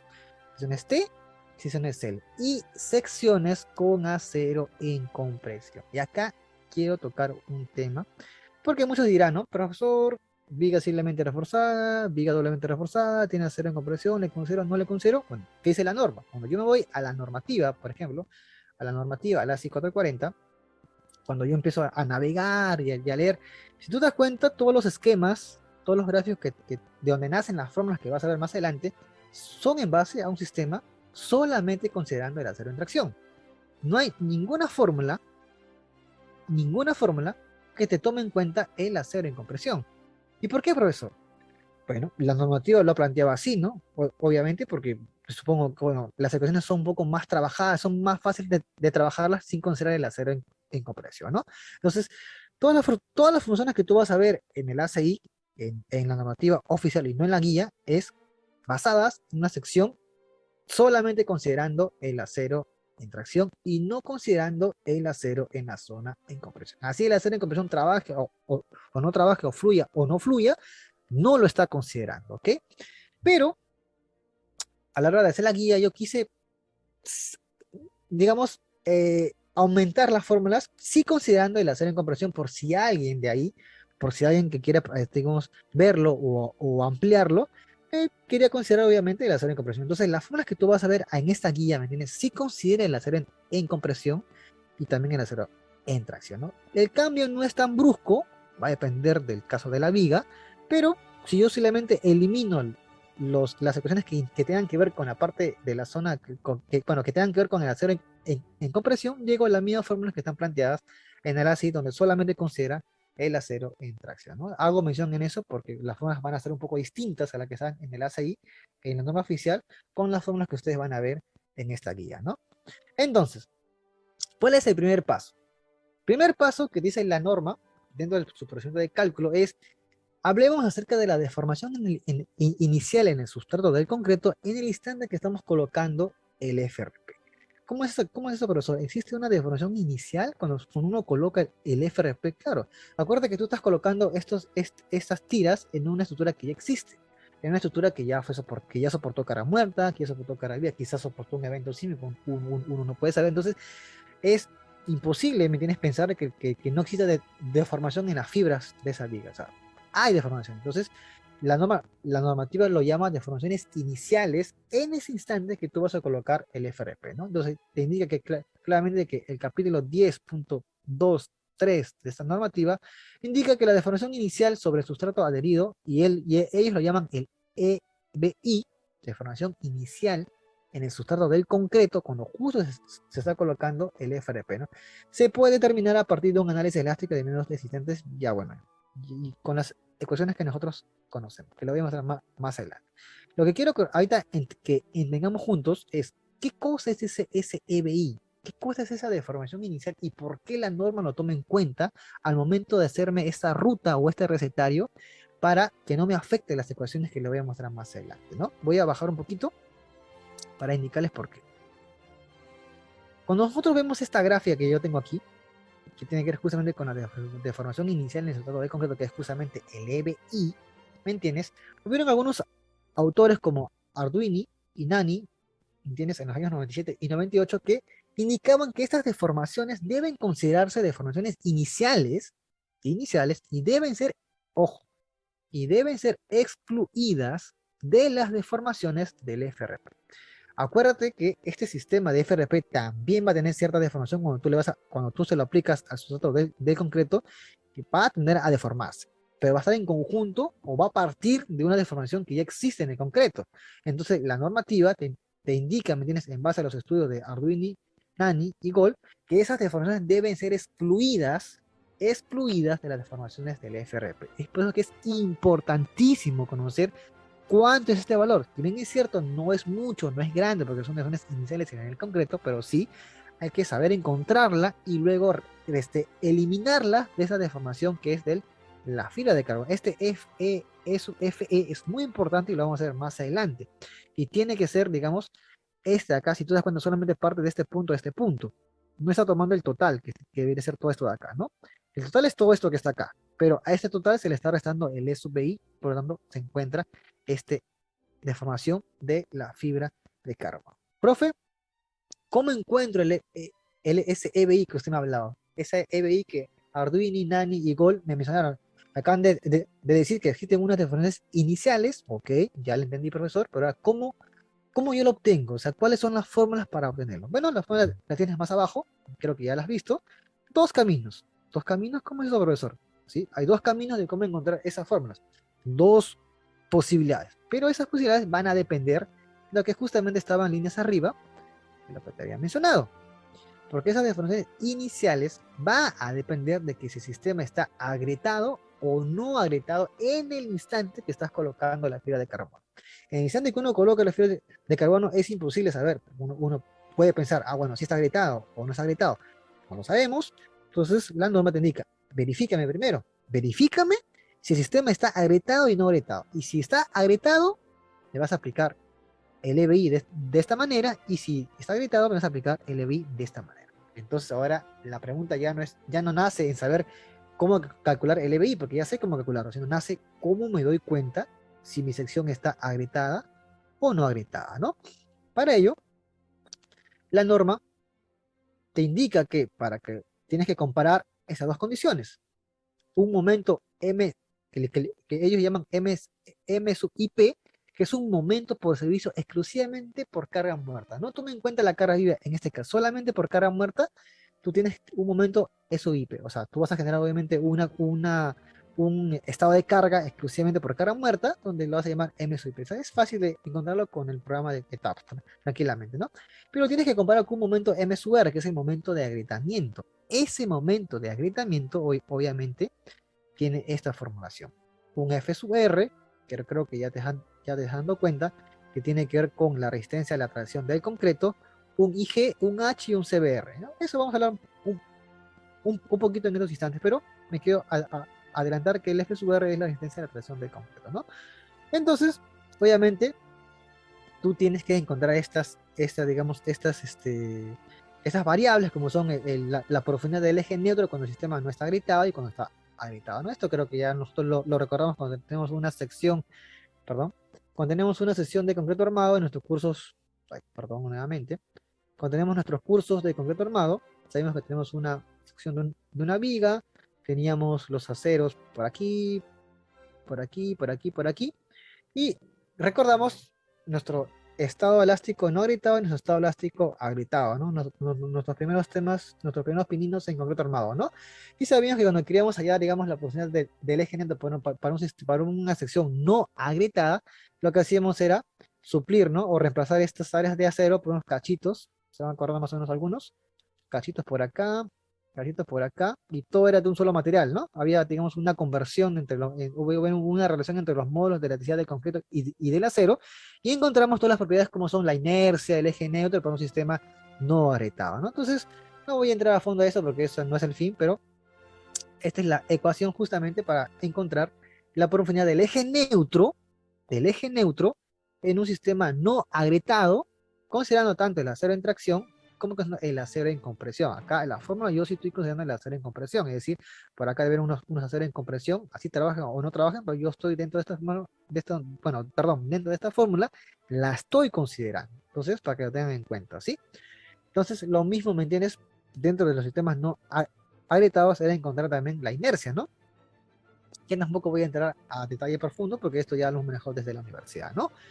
Entonces, luego para un sistema agrietado, de la misma manera, ahora es un poco más complejo porque acuérdate que cuando ya es un sistema agrietado, ¿me entiendes? Ya no hay una equivalencia, digamos, ya el concreto en tracción ya no suple nada, ya no suma nada, entonces son otras ecuaciones, otras formulaciones que me llevan a mí a encontrar la profundidad del eje neutro cuando ya fue agrietado. Paso que se llama after cracking y otro es before cracking, ¿no? Entonces, estos son, digamos, considerando el acero en compresión también por si acaso, por eso que se vuelve un poco más extenso. Si tú eliminas el acero en compresión, pues se vuelve un poco más sencillo de resolver esto, ¿no? Pero yo quería mostrarles toda la fórmula por si alguien quiere considerar justamente el acero en compresión, ¿no? Igual con la inercia, de la misma manera. Entonces, ¿para qué requiero estos parámetros? Porque justamente con eso me va a permitir a mí hallar el momento de agrietamiento, que es justamente este momento de agrietamiento, acuérdense que es como ese límite a saber si está agrietado o no está agrietado. Yo requiero saber si está agrietado o no está agrietado para poder calcular justamente esa deformación inicial que está justamente en la normativa de la ASI 440, ¿no? Entonces, el momento crítico, ya nosotros ya lo conocemos, va a depender de este esfuerzo en tracción del concreto, que es 2 veces la raíz del F', la inercia de la sección bruta, el H, que es la altura de tu viga, y la profundidad del eje neutro before cracking, ¿no? Que es justamente la que yo les he mostrado aquí, el CBR, ¿no? Bueno, yo le llamo CBR, ¿no? El CBR, ¿no? Entonces con eso encuentras tu momento de agrietamiento y pasamos a lo que eres en líneas anteriores, ¿no? Lo comparo. Lo comparo, después de saber si está agrietada o no está agrietada, y recién aplico esta formulación que tengo acá, que es el EBI, ¿no? En el caso de que está agrietada, y en el caso de que si no está agrietada. De esa manera, yo puedo encontrar cuánto vale la deformación inicial en el sustrato de concreto en el instante que se está colocando la fibra de carbono, como lo indica la normativa en el capítulo 10.23, ¿no? Y hasta ahí tengo un primer paso de este recetario, ¿no? Una vez que uno ya encuentra cuánto vale esa deformación, un segundo paso, y creo que es uno de los pasos un poquito más complejos, porque acá sale un poco de iteraciones, porque acuérdate que cuando tú diseñabas tu elemento en concreto armado, ¿qué hacíamos? Había que encontrar el área de acero, ¿no? Y por eso que hacíamos iteraciones. ¿Te vas a acordar un poco?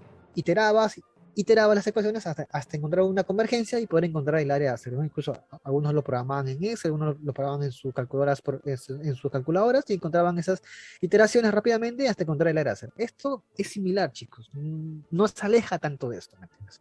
¿Qué cosa quiere decir esto? La normativa te habla acerca de estimar la profundidad del eje neutro, que sí, es cierto, o sea, se puede hacer de esa manera, aunque yo, digamos, hay formas de cómo hacerlo, ya lo voy a mostrar más adelante, pero la norma te habla acerca de eso, ¿no? Te indica que se debe tener en cuenta que al momento de colocar la lámina de refuerzo de la sección a reforzar, la profundidad del eje neutro va a ir cambiando. Eso es obvio, ¿no?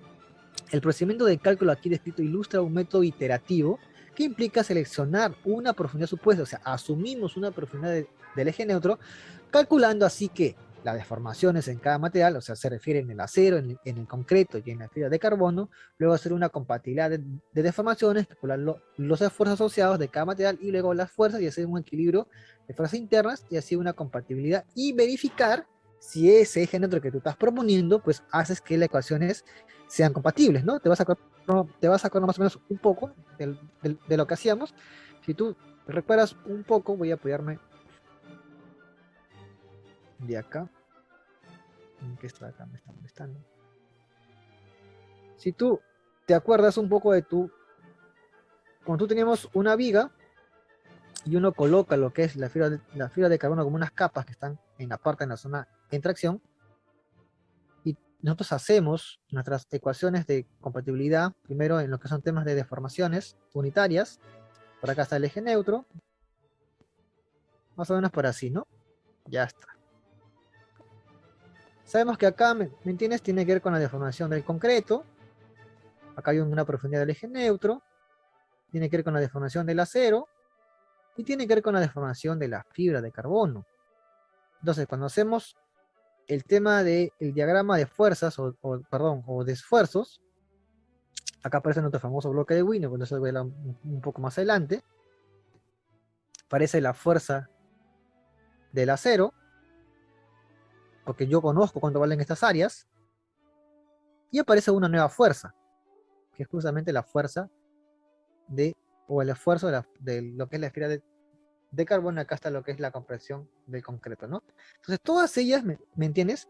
Van a estar dependiendo de la profundidad del eje neutro. Y esta profundidad, pues obviamente, es distinta a la que nosotros hemos encontrado en nuestro curso de concreto armado, porque esta profundidad ahora está influenciada por la cantidad, las capas y el espesor de esta fibra de carbono. Entonces, se generan nuevas ecuaciones y lo que te propone la norma es asumir un valor del C, asumir un valor del eje neutro. ¿Por qué?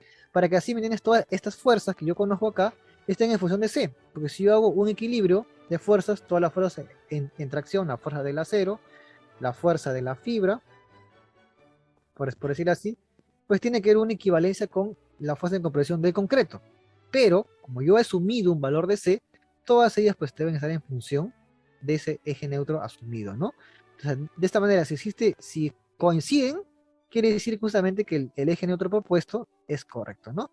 Y obviamente eso se vuelve iterativo, porque yo no sé qué profundidad del eje neutro hay que darle. La norma dice que más o menos el 20% del peralte efectivo. Sí, se puede concluir por ahí. Yo he hecho unos ejemplos, unos procedimientos en Excel y sí converge bien, pero yo les voy a mostrar ahora un procedimiento un poquito distinto a lo que es la norma, pero que al final llego a la misma solución, ¿no? Pero esto es a lo que se refiere en su procedimiento de iteración, lo que te sugiere justamente la norma, que tiene que ver una compatibilidad de formaciones y de esfuerzos al momento de asumir el valor del eje neutro para un sistema con FRP, ¿no? Para ello, bueno, también habla acerca de los modos de falla. Eh, Estos modos, digamos, a forma teórica, ¿por qué? Porque recuérdate que en una viga de concreto armado, los modos de falla más, bueno, los que uno conoce son, digamos, la falla frágil y la falla dúctil. Pero para sistemas con FRP te hablan acerca de 5 modos de falla, ¿sí?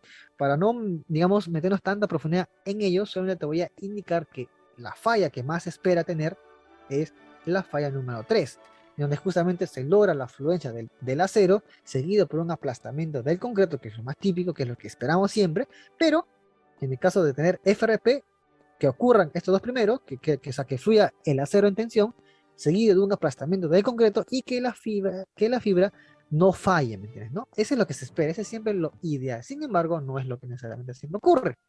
La falla número 5 es una de las fallas más típicas, ¿no? Que es el despegue, ¿no? El despegue de esta fibra de carbono, que suele ser muy común. Entonces, como ya es tan común este despegue, hay que verificar o hay que proponer la manera de cómo contrarrestarlo o tenerlo en cuenta al momento de nuestro cálculo, ¿no? Por lo tanto, el capítulo 10.11 te da un nuevo personaje, ¿no?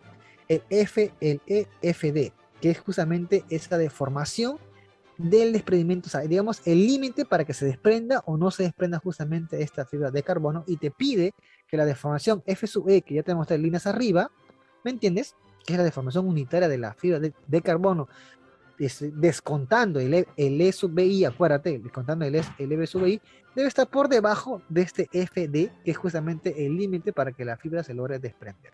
Si logras manejar esto, ten en cuenta que el experimento no va a afectar o no va a modificar o no va, digamos, como que provocarte daño en el diseño de tu FRP, ¿no? Eso te propone justamente la norma, pero ahora tú me dices, pero ¿quién es ese FDP?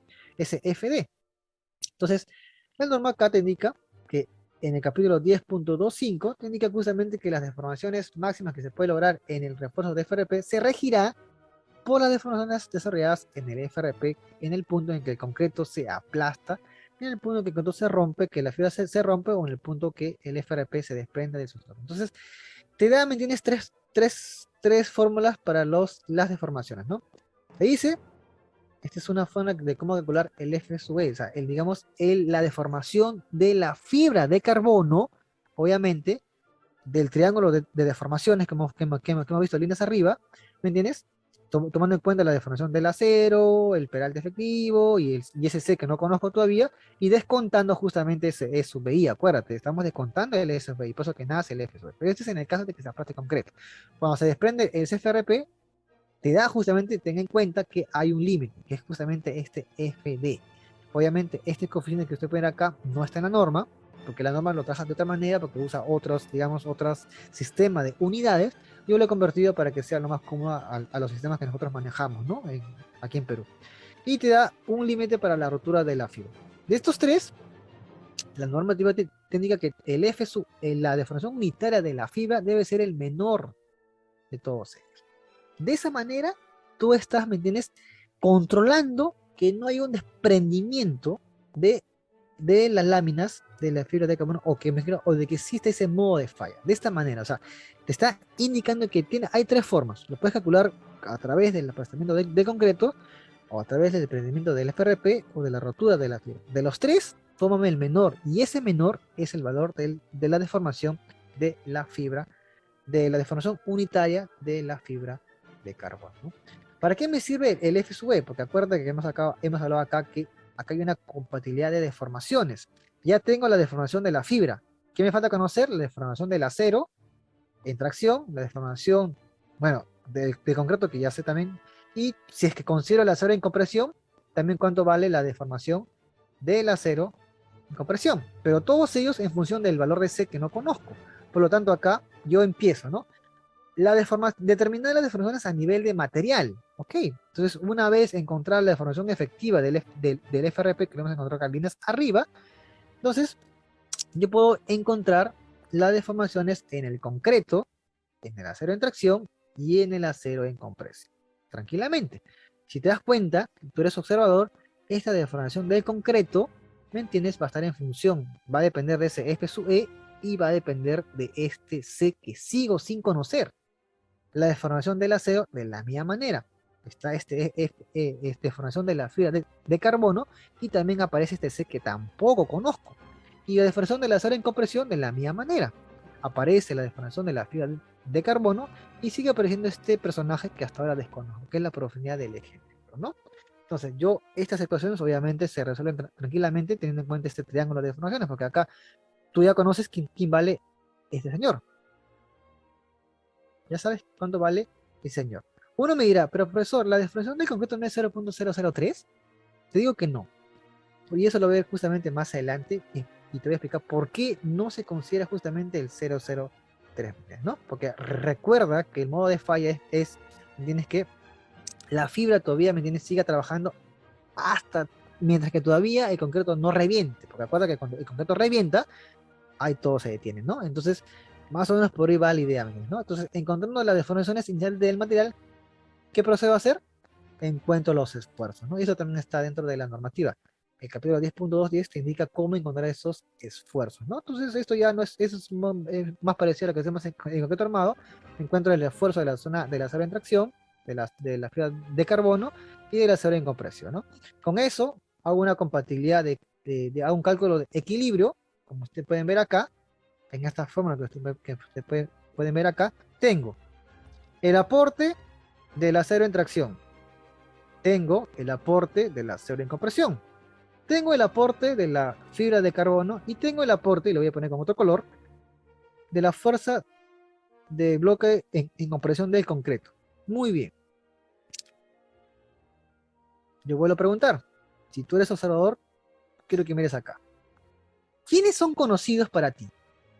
Vamos por el lado de derecho. ¿El área de acero es conocido para ti? Sí, profesor, porque es una vía que ya fue diseñada. Muy bien. Tengo los planos. Muy bien. ¿El esfuerzo del acero? Bueno, no, pero bueno, por acá, me lo dan por acá. Entonces, si yo conozco esto, sí. Ya está, profesor. ¿El área de acero en compresión? Sí, profesor, porque está en los planos. ¿El F'S también? Porque mira, está acá, profesor, usted lo acaba de in- indicar y si es posible, si es posible calcularlo. Muy bien. ¿El esfuerzo F sub E? También, profesor, acá lo acabamos de poner, sí es posible calcularlo, porque conozco a este señor, sí sabe. Vamos por el lado izquierdo. El F'C, ni hablar. El B, ni hablar. ¿Quién no conozco hasta ahora? Pues lo voy a poner con otro color. Voy a ponerlo con un color azul, por ejemplo. Profe, no conozco el C, porque hasta ahora usted me está hablando del famoso C, ¿no? No conozco esta profundidad del eje neutro. No conozco quién es alfa 1 tampoco, y tampoco quién es beta 1 por si acaso. Y tampoco conozco quién es el área de la fibra.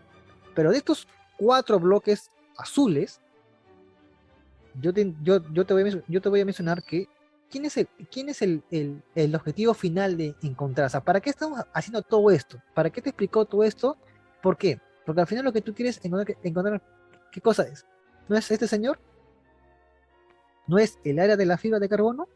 ¿No es ese nuestro objetivo cuando diseñamos estos sistemas? En saber cuánta área de fibra voy a proponerle a mi sistema para que mejore la capacidad. ¿O mi objetivo es encontrar el beta 1 o el alfa 1? No, esos son pasos que yo requiero luego para poder encontrar finalmente el área de fibra de carbono. Por lo tanto, nuestro objetivo final no hay que desenfocarnos, chicos. Nuestro objetivo final es encontrar esa área de fibra. Pero obviamente yo tengo que conocer quién es alfa 1, beta 1 y C, porque si yo conozco estos 3 bloques azules y tengo todos los demás conocidos, resuelvo la ecuación y sale justamente el área de la fibra. Y ahí todo, prácticamente todo termina, ¿no? Entonces, ¿quién es alfa 1 y quién es beta 1? Vamos a ver. La norma que dice modelo equivalente de bloque de esfuerzo. Profesor, de eso sí, sí me acuerdo de nuestro famoso bloque de Wiener en concreto armado. Muy bien. Pero déjame decirte que ese bloque hay unos cambios con frente a la fibra de carbono. Y vamos a ver justamente acá. El capítulo 10.2.10 indica que los términos alfa 1 y beta 1 son parámetros que definen un bloque de tensión rectangular en el concreto equivalente a la distribución no lineal de tensión. Si el aplastamiento de concreto es el modo que va a controlar la falla antes o después de la excedencia del acero, alfa 1 y beta 1 obviamente pueden tomarse como los valores asociados con el bloque de Wiener, que era 0.85 para cada uno.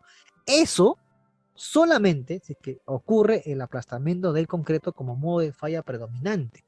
Obviamente, no es la falla frágil la que nosotros estamos propiciando, sino una falla dúctil. Por lo tanto, Cuando nosotros estamos en este modelo que es clásico, que es el modelo de Hohenstein, ¿me entiendes? Cuando el concreto alcanzaba su estado de aplastamiento, era donde nosotros usamos justamente estos valores de 0,85 para alfa 1 y para beta 1, y ya aparecían las formaciones que nosotros conocemos dentro de nuestro curso de concreto armado, ¿no? Porque el concreto había llegado a su estado último, hasta acá. Ya se había aplastado, por lo tanto, ¿me entiendes? Cuando el concreto llega a su estado último, lo reemplazamos por el famoso bloque de Witten, ¿no? Y ya todo era resuelto. Pero ¿qué pasa cuando el concreto no se aplasta? Digamos, la fibra llegó, ¿me entiendes? Hasta su estado último y el concreto tuviese que encontrar acá, o acá, o quizás acá. No sabemos, ¿me entiendes? Ahí, cuando la deformación del concreto se encuentra en este paso, cuando la fibra ya está llegando a su estado último, yo no puedo utilizar el bloque de Witten como un bloque equivalente de esta gráfica. Porque el bloque de Witten solamente sirve cuando se ha encontrado el aplastamiento del concreto. Acuérdate eso en curso de concreto armado. Solo se utiliza para eso. En este caso, no se puede utilizar el bloque de Witten. Entonces, se propone un nuevo bloque equivalente para los casos en que todavía no se ha alcanzado el aplastamiento del concreto.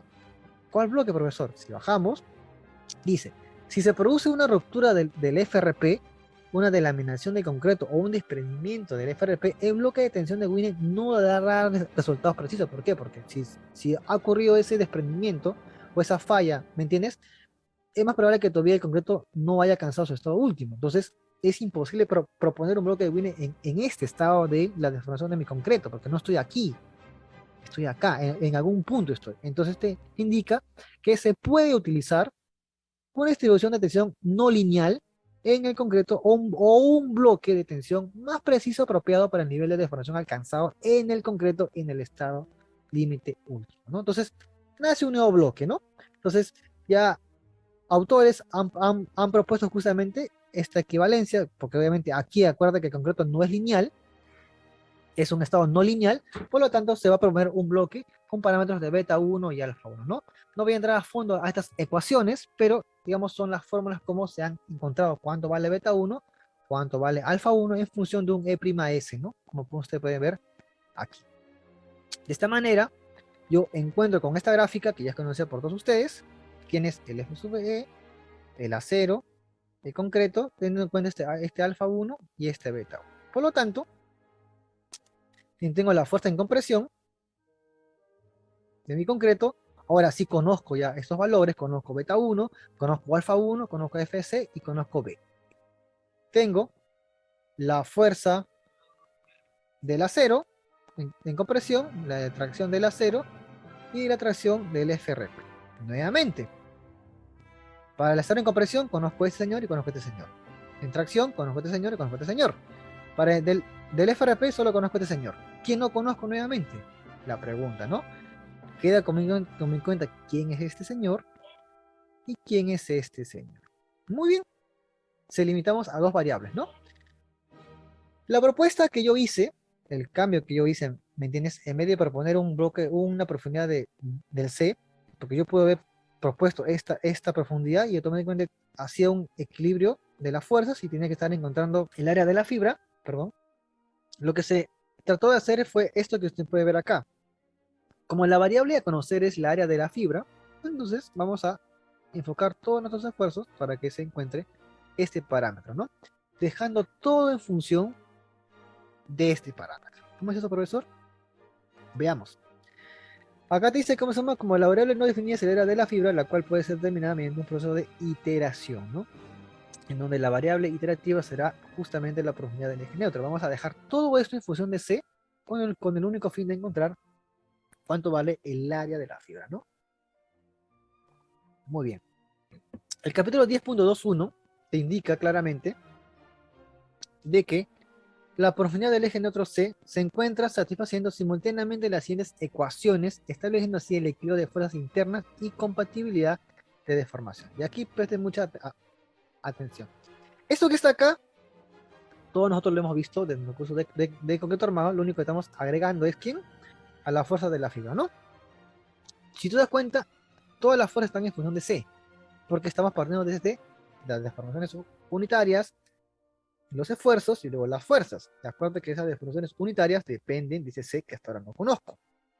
Por lo tanto, si yo despejo acá y libero a la fibra de carbono, que también depende de C, voy a tener toda esta presión que está acá, que también depende de C. Si tú te das cuenta, el beta 1 depende de C. ¿Por qué el beta 1 depende de C? Tú me dirás, si yo reviso la fórmula del beta 1, tengo acá, tengo la deformación del concreto. Y la deformación del concreto, acuérdate, líneas arriba, que también depende del C. Acá está. Entonces, las deformaciones unitarias ya dependen del C. Por lo tanto, ¿me entiendes? Cuando yo despejo el área de la fibra, el beta 1 depende de C, el alfa 1 depende de C, el esfuerzo del concreto depende de C. Todas estas variables dependen de C. Y ese también depende de C. Entonces, me faltaría otra ecuación donde también encuentre el área de la fibra de tal manera que genere una igualdad con cierto margen de error en una iteración, en una programación, que lo que yo justamente usé justamente es el while, ¿no? Eso lo voy a mostrar más adelante. Esta formulación, que todavía la voy a mostrar también líneas abajo, tiene que ver con el cálculo del momento. Aquí, en vez de igualar fuerzas, ahora igualo momentos, ¿acuerdo? Como decíamos en concreto armado, cojo un punto, pivot, como por decirlo así, y empiezo a sacar los momentos debido a las fuerzas del concreto, digamos, del acero en tracción, del acero en compresión, de la fibra, y lo igualo a mi momento último, que es justamente mi momento externo, y también voy despejando y encuentro justamente esa área de la fibra. Pero también variables que dependen de C. Esto lo voy a mostrar más adelante. Depende de C, depende de C, depende de C, depende de C. Al final todo depende de C. Bueno, o gran parte, ¿no? ¿Por qué hago eso? ¿Por qué genero justamente esta ecuación que está acá? Si yo tengo dos áreas de fibra, como ustedes pueden ver acá, tengo dos áreas de fibra, uno por un camino A y uno por un camino B, es de esperar que estas áreas sean iguales. Entonces, si yo le doy esta formulación, que esta área de la fibra encontrada por el primer caso, le restara el área de la fibra encontrada por el otro camino, debe dar, pues, como mínimo, o debe estar por debajo de un error que yo voy a asignarle, quizás sea el 5%, el 3%, no sé, o sea, yo como digamos, como diseñador propongo un margen de error. Entonces, si es que está menor ese margen de error, digamos que la solución ya fue encontrada, ¿no? Creo que los que hemos trabajado con cierta programación entendemos esto, ¿no? Cuando tenemos dos cantidades que son iguales, las restamos, nunca van a terminar de ser iguales, es imposible, pero sí se puede sacar a cero la resta. Entonces, tomamos el valor aceptable cuando está dentro de un margen de error que nosotros le proponemos. Entonces, ese justamente es el camino que yo he tomado. Entonces, pero para ello, pues tú me dirás, profesor, conozco todo, pero hasta ahora no me ha hablado de quién es este señor. Claro, este señor te lo voy a mostrar justamente ahorita, ¿no? El factor de reducción de resistencia también existe para la fibra de carbono, también hay, ¿me entiendes? Tiene esta formulación, el capítulo 10.7 lo indica acá claramente, que existe un factor de reducción para lo que es la fibra de carbono, que va a depender de la deformación del acero en tracción, como está acá, y obviamente que debe estar cuidado de lo que dice el ácido para que sea dúctil, ¿no? Ahora, esto de acá, ¿me entiendes? Nosotros ya lo conocemos por nuestros temas de lo que es los conceptos de concreto armado, que deformación a flexión de una viga normal, ¿me entiendes? Sin fibra de carbono, obviamente tiene que cumplir los lineamientos del ACI para saber si no son en transición, en compresión o en tracción, ¿no? ¿De acuerdo? Pero como depende de las deformaciones, obviamente también va a depender de este C que tengo acá, ¿no? Por eso que esta deformación que castiga al momento último para pasarlo al momento nominal, también está en función de C. Y eso se puede ver justamente acá, ¿no? Y para la fibra de carbono, el factor de reducción que propone la norma en el capítulo 9.1 por temas digamos, de incertidumbres en estos sistemas es de 0.85, ¿no? Eso lo pueden ver con más profundidad en este capítulo, por qué lo propuso de esa manera. Entonces, ya tengo todos esos datos. Cuando yo itero todo, encuentro el valor de C, ¿no? Ya hemos encontrado el valor de C, y simplemente pues aplico encontrar nominal, el momento nominal resistente a flexión, pero con FRP, con sistemas de FRP, y es lo que tengo acá justamente, ¿no? El capítulo 10.210 te indica cómo hacer o cuáles son las formulaciones que hay que tener en cuenta para encontrar la resistencia nominal de la sección con FRP, por eso que lo llama MNF, donde toma en cuenta lo que es el bloque del acero, bueno, la contribución del acero en tracción, la contribución del acero en compresión, si no quieres simplemente lo eliminas, y la contribución del aporte de la fibra de carbono, ¿no? Como acá, yo ya conozco todo, porque ya conozco el C, y si conozco el C, indirectamente conozco el área de la fibra, ¿no? Que estoy proponiendo. Entonces simplemente encuentro el momento nominal, ¿no? Entonces, ya se encontró el momento nominal, entonces simplemente verifico la capacidad de demanda, el ratio de demanda capacidad de cuánto puede aumentar ese momento nominal cuando está reforzado en comparación cuando no estaba reforzado, ¿no? Entonces, eso acá lo voy a encontrar en el capítulo 10, 440, ¿no? Y luego la parte de servicio que le voy a explicar ya con el ejemplo que le voy a mostrar más adelante, ¿no? Entonces, hasta aquí todo este recetario, espero no verlos, hemos abrumado mucho con esto, pero ya habiéndoles mencionado ya estos pasos, siento que va a ser un poco más factible que me entiendan cuando empiece a aplicar esta hoja de cálculo que les estoy mostrando más adelante, ¿no? Yo voy a tomar como ejemplo esta, este modelo que ha sido desarrollado en el TAS versión 20. Entonces, es un modelo convencional, no voy a entrar a tallar acá acerca digamos, de sus análisis, porque no es el fin, pero yo digamos que estoy analizando qué sucede con esta viga, ¿no? Yo quiero, digamos, trabajar, verificar este tramo de viga que está acá en rojito, ¿no? Quiero analizar esta viga, ¿no? Es una estructura cualquiera, digamos, la que tú puedes tomar, lo puedes tener en cuenta, y yo digo, ¿no? Voy a ver qué sucede con esta viga, ¿no? ¿Por qué? Porque de esta viga que yo tengo acá, nace de esto que yo tengo acá. Esto fue un bloque de un polideportivo en cierto lugar, no voy a decir el lugar por respeto a las personas, pero es un polideportivo, es un plano, este fue, obviamente está construido actualmente, está siendo reforzada, también está siendo reforzada, pero digamos, tiene esta arquitectura que ustedes pueden ver acá. Luego, esta arquitectura, en algún momento determinado, fue diseñado, como ustedes pueden ver acá. Esto es lo que nosotros estamos acostumbrados a ver en nuestro día a día, hacemos.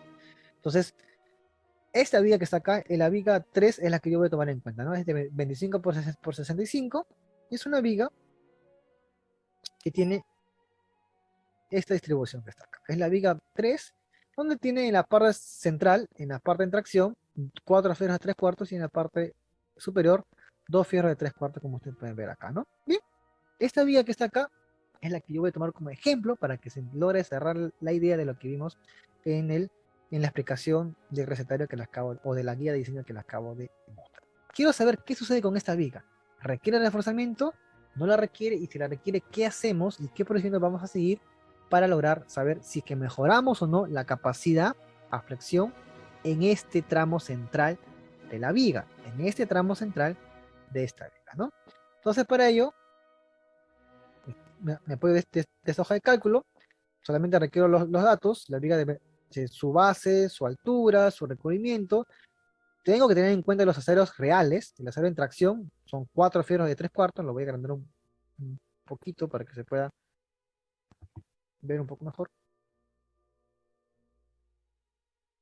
A ver si lo puedo hacer acá.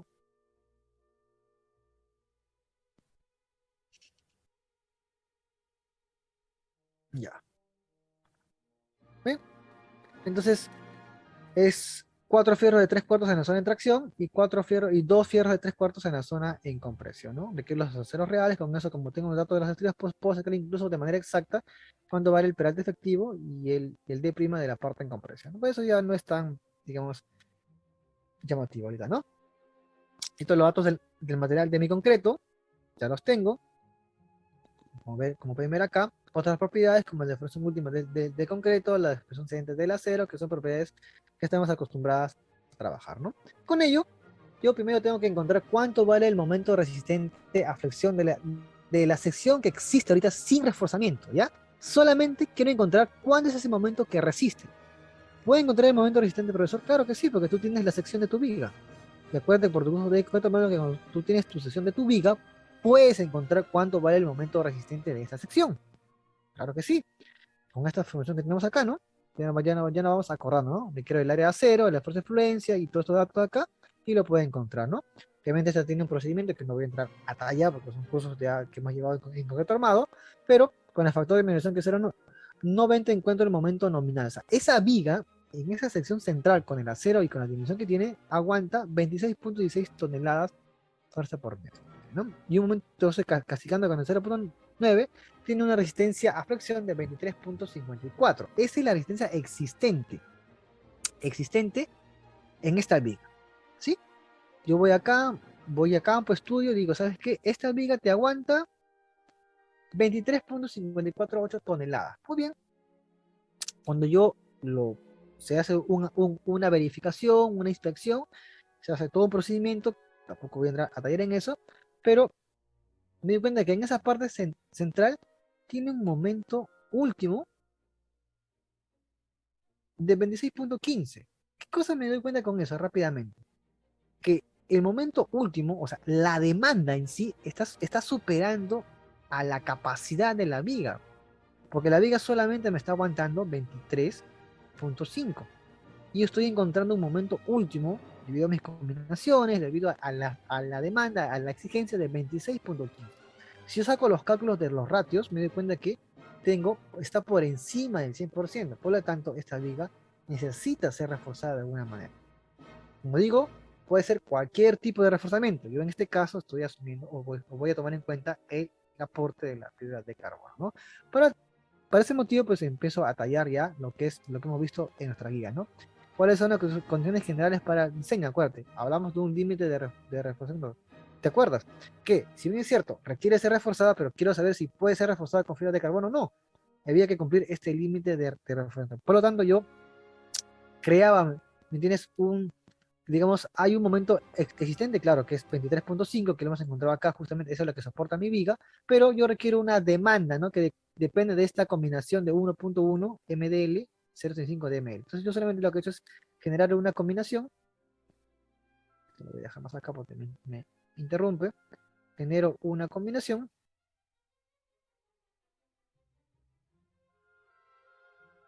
perdón, genero una combinación, acá está, genero una combinación, donde lo tengo acá, ¿no? Que es este que está acá. Generé una combinación donde justamente me indicaba la normativa, ¿no? 1.1 de todo lo muerto, 0.65 de lo vivo, ¿no? Quiero saber cuál es el momento ahí. Si yo aplico, me doy cuenta que el momento, en ese caso, es de 17.10, ¿no? Que lo tengo acá, ¿no? Entonces sí me doy cuenta, sí, que el momento existente pues es mayor al momento de carga muerta que había, por lo tanto, pues sí, cumple los límites de reforzamiento, por lo tanto, sí me permite ser reforzada con fibra de carbono. Por lo tanto, pues ya empiezo a tomar en cuenta las propiedades técnicas de un cierto fabricante que uno puede, digamos, ubicar. Y bueno, estos son, digamos, valores que yo estoy tomando en cuenta. No voy a entrar a tallar de dónde lo saqué o de qué proveedor fue lo cual yo lo usé, pero son propiedades que no están siendo afectadas por el tema de exposición ambiental. ¿Te acuerdas que hemos hablado de ese tema? Entonces, estos valores de la fuerza de tracción última del FRP de la deformación por rotura tienen que ser castigadas por los temas de exposición ambiental. Y como esta viga es interna, pues yo porque acuérdate que la viga estoy tomando de acá, esta viga interna es de un ambiente X, una viga interna que no tiene exposición, digamos, tan agresiva al medio ambiente por estar, digamos, en una ubicación interna, por lo tanto, pues uso el 0,95, ¿no? Perdón. Uso el 0,95 como les indiqué líneas arriba. Por lo tanto, pues ese es el factor que va a castigar. Entonces me salen las nuevas esfuerzos últimos y esfuerzos últimos que voy a usar para mi diseño en esta ocasión, ¿no? Listo. Con eso ya tengo las propiedades. Ahora, ¿qué hacíamos? Hay que recordar, ¿no? Encontramos cuánto vale la deformación inicial en el instante de colocar el FRP. Entonces ya yo tengo que saber cuánto vale el momento de agrietamiento, cuánto vale mi esfuerzo de tracción de mi concreto. Y bueno, este momento por servicio que te indique que solamente era por carga muerta nada más. Yo regreso al programa, me apoyo de eso, digo solamente por carga muerta, encontré acá un valor, yo le llamé WIP, y era 17.53. Este es el momento solamente por carga muerta, más no por carga viva. Entonces, este 11.53 o 54 lo tengo acá, lo comparo con mi momento de agrietamiento, ¿no? Con las fórmulas que ya hemos visto en la guía, ¿no? Y sí, y me doy cuenta que es mayor. Al ser mayor, pues la sección está agrietada. Y si está agrietada, pues yo sé que tengo que usar esta fórmula de acá, por lo tanto me sale este valor. Si tú te das cuenta, es muy poco, o sea, incluso se puede despreciar tranquilamente que sí, pero quería tomarme el trabajo para que veas cuál era la aplicación justamente de esa deformación en el sustrato de concreto al momento de colocar la fibra de carbono, ¿no? Cuando tú ya tienes esto que está acá, hay que proponer, ¿no? Porque, ¿cuántas capas le puedo colocar? A qué me refiero con capas? Porque acuerda que acá puedes tener una capa, o dos capas, o más capas, de acuerdo a lo que tú requieras, de fibra de carbono, ¿no? Obviamente estos espesores son en milímetros, son mínimos, por eso que ni se ve, ¿me entiendes? O digamos algo tan grueso, ¿me entiendes? En este gráfico que estoy grabado así para que se entienda, pero yo puedo proponer unas capas de fibra de carbono para saber, ¿me entiendes? Cuál es, digamos, digamos, el resultado final. ¿Por qué hago eso? Porque cuando yo regreso a la guía, me había olvidado algo de decirte, cuando hablamos de la deformación por desprendimiento de mi fibra de carbono, había esta fórmula que estaba acá.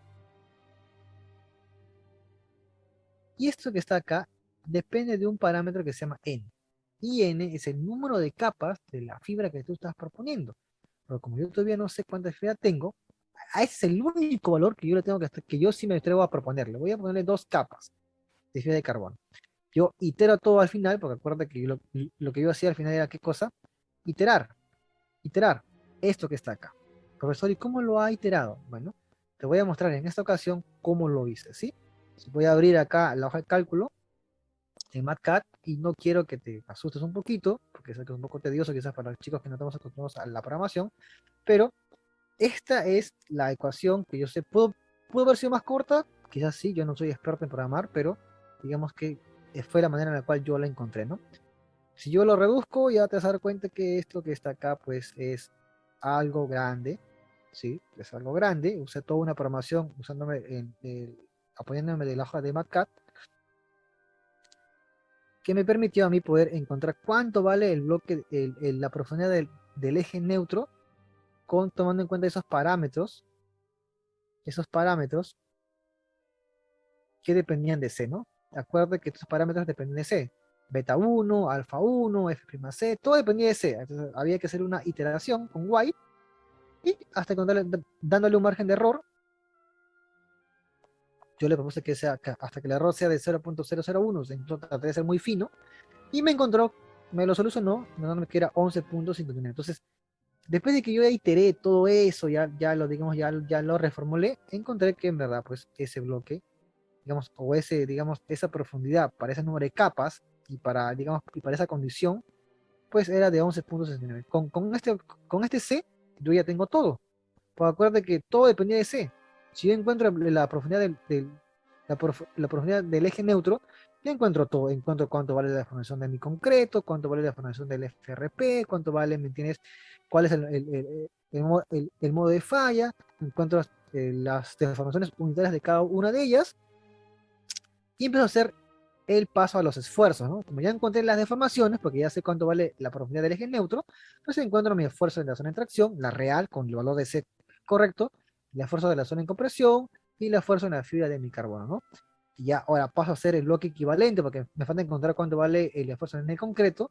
Entonces, como ya tengo el C, ya sé cuánto vale el beta 1, ya sé cuánto vale el alfa 1, y tranquilamente puedo hacer mi compatibilidad de fuerzas, ¿no? Tengo la fuerza en compresión para mi bloque equivalente, perdón, para mi bloque equivalente, para la acero en compresión, para la acero en tracción y para la fibra de carbono. Sin embargo, acá, obviamente, pues, mi única incógnita es cuánto vale esta área de fibra, ¿no? Como yo ya conozco el C, posiblemente, pues, resuelvo las ecuaciones nuevamente y encuentro cuánto vale la área de fibra mínima. ¿Por qué le pongo mínima? Porque ese es lo mínimo que tú requieres, obviamente. Para este caso, yo requiero como mínimo 2.781 centímetros cuadrados de fibra de carbono. Profesor, ¿ahí termina? No. Recuerda que cuando tú encontrabas el área de acero en tu curso de concreto armado, ¿qué hacíamos? Yo no trabajaba con esto. Tenía que pasarlo a varias comerciales, ¿no? Entonces, algo similar acá, ¿no? Yo voy a encontrar el área de fibra. Yo tengo que proponer cuánto vale un cierto ancho comercial dentro de las, digamos, de las especificaciones técnicas del fabricante. Y proponer, mire, yo tengo un ancho de 25 porque mi viga es de este 25, entonces con el espesor que te doy, con las capas que tú me has dado, pues puedo saber, ¿me entiendes? Cuánto es el área de la fibra, ¿no? El espesor, la capa y número de capas. Ah, ya. 5.10. ¿Estoy por arriba de lo que requiero? Sí, sí, porque yo como mínimo requiero 2.78, pero ahora, proponiendo un ancho de 25, con el espesor que me dieron y con número de capas, pues logro alcanzar 5.10, que sí, estoy por arriba de lo que yo requiero como mínimo, y no hay problema, ¿no? Entonces, con esta fibra ya real, porque yo voy a proponer, ¿me entiendes? Que me dé, ¿me entiendes? Dos capas de ancho de 25, con este real, yo puedo encontrar cuánto vale el momento nominal resistente para saber cuánto puede aumentar esa área de fibra de carbono, la capacidad o la resistencia de la viga que en un inicio estaba fallando. Bien, encuentro con esta ecuación, encuentro que ahora el momento nominal con la fibra de carbono es 31.43. Antes era, ¿cuánto era? ¿Te acuerdas cuando medíamos con la envolvente? Era 26, ¿me entiendes? Con la fibra, o sea, este es el momento último.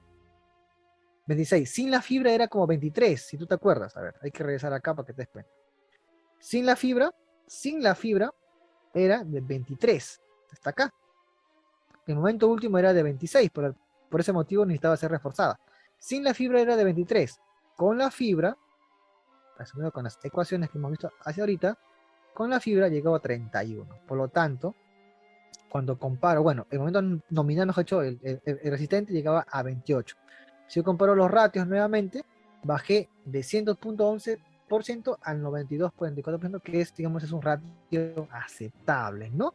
Por lo tanto, la fibra mejoró la capacidad de flexión de esa sección que estaba requiriendo un reforzamiento porque la demanda era mayor a la capacidad en este tramo central, ¿no? Por lo tanto, con las ecuaciones que te he explicado, con la ruta que te he explicado, pues llegamos a ver que sí, que la fibra, digamos, cumple la función de mejorar la capacidad final a flexión, ¿no? ¿Qué pasa con la de servicio, profesor? Bueno, obviamente, pues la norma te exige que también tienes que verificar el estado de servicio, porque obviamente no me sirve nada reforzarla. Nunca pasa un evento y vengas y solamente por temas de servicio la fibra empieza a fallar, cosas que no se busca, ¿no? Obviamente, me dan los límites de servicio para el concreto en servicio, perdón, para el esfuerzo en tracción en servicio y para el acero, perdón, y para el FRP en servicio, ¿no? Me dan estos límites que están en las normas. El concreto no debe superar el 60% del F1C, el acero el 0.80 del FY y la fibra de carbono el 0.55 del FFU, que es el esfuerzo último de mi fibra de carbono, ¿no? Con esta combinación que también está en la norma, el MS, que yo lo tengo acá, el MS, ven acá BBS, tengo el 1742, que es el momento de servicio, ¿no? De la suma de los muertos más lo vivo, ¿no? 1742, ¿no? Pues esto obviamente encuentro un bloque de profundidad nuevo porque tengo que resolver otras ecuaciones, tengo que resolver otra profundidad de bloque neutro, ya no es tan grande como el anterior, pero digamos también me exige hacer una cierta programación, ¿no? De encontrar el nuevo bloque equivalente, pero para el estado de servicio. Para el estado de servicio, ya no para el estado último, sino para el estado de servicio. No es tan grande, pues encuentro un nuevo bloque, una nueva profundidad del eje neutro, ¿no? ¿Por qué? Porque con esa profundidad del eje neutro yo puedo encontrar obviamente cuánto valen los esfuerzos en ese estado. Y me doy cuenta que sí, que el esfuerzo de servicio del acero cumple, el esfuerzo de servicio en el concreto también cumple, y el esfuerzo de servicio del FRP también cumple, ¿no? Entonces, por temas de servicio, estamos bien, ¿no? Por temas, digamos, en el estado último, nos damos cuenta que la propuesta de las capas, con el ancho y con la metodología que hemos estado hablando hasta este momento, pues nos damos cuenta que sí, ¿no? Que sí está cumpliendo la función de mejorar la resistencia, que justamente es el objetivo de la fibra de carbono. Si bien es cierto, ese tema es amplio porque se hablaría de qué pasaría con la ductilidad, qué pasaría si la fibra fuera expuesta en los extremos, qué pasaría si hubiera una inversión de momentos, qué pasaría si fuera por una columna, o sea, para un nudo, obviamente es más extenso, por eso que la norma tiene varios capítulos que abarca flexión, cortante, envías, columnas, nudos. Entonces es un campo muy grande, pero es que yo, menos en este tiempo, darles un panorama a través de este webinar que espero que haya sido de su provecho, que puedan entender más o menos cuál es la ruta, cuáles son las normas, cuáles son los conceptos principales y cuál es la manera de cómo uno podría trabajar, ¿no? Esta es un procedimiento, ¿me entiendes? Que yo bueno, no me atrevo a decir que, digamos, que le he dado forma de acuerdo a lo que he ido aprendiendo en distintos lugares, digamos que he creado mi propio material de tal forma que sea guiable, que sea resumida y que sobre todo sea entendible para cada uno de ustedes, ¿no? Eh, Hasta aquí mi presentación, chicos. Gracias por su atención. Quiero darle pase Muchas gracias,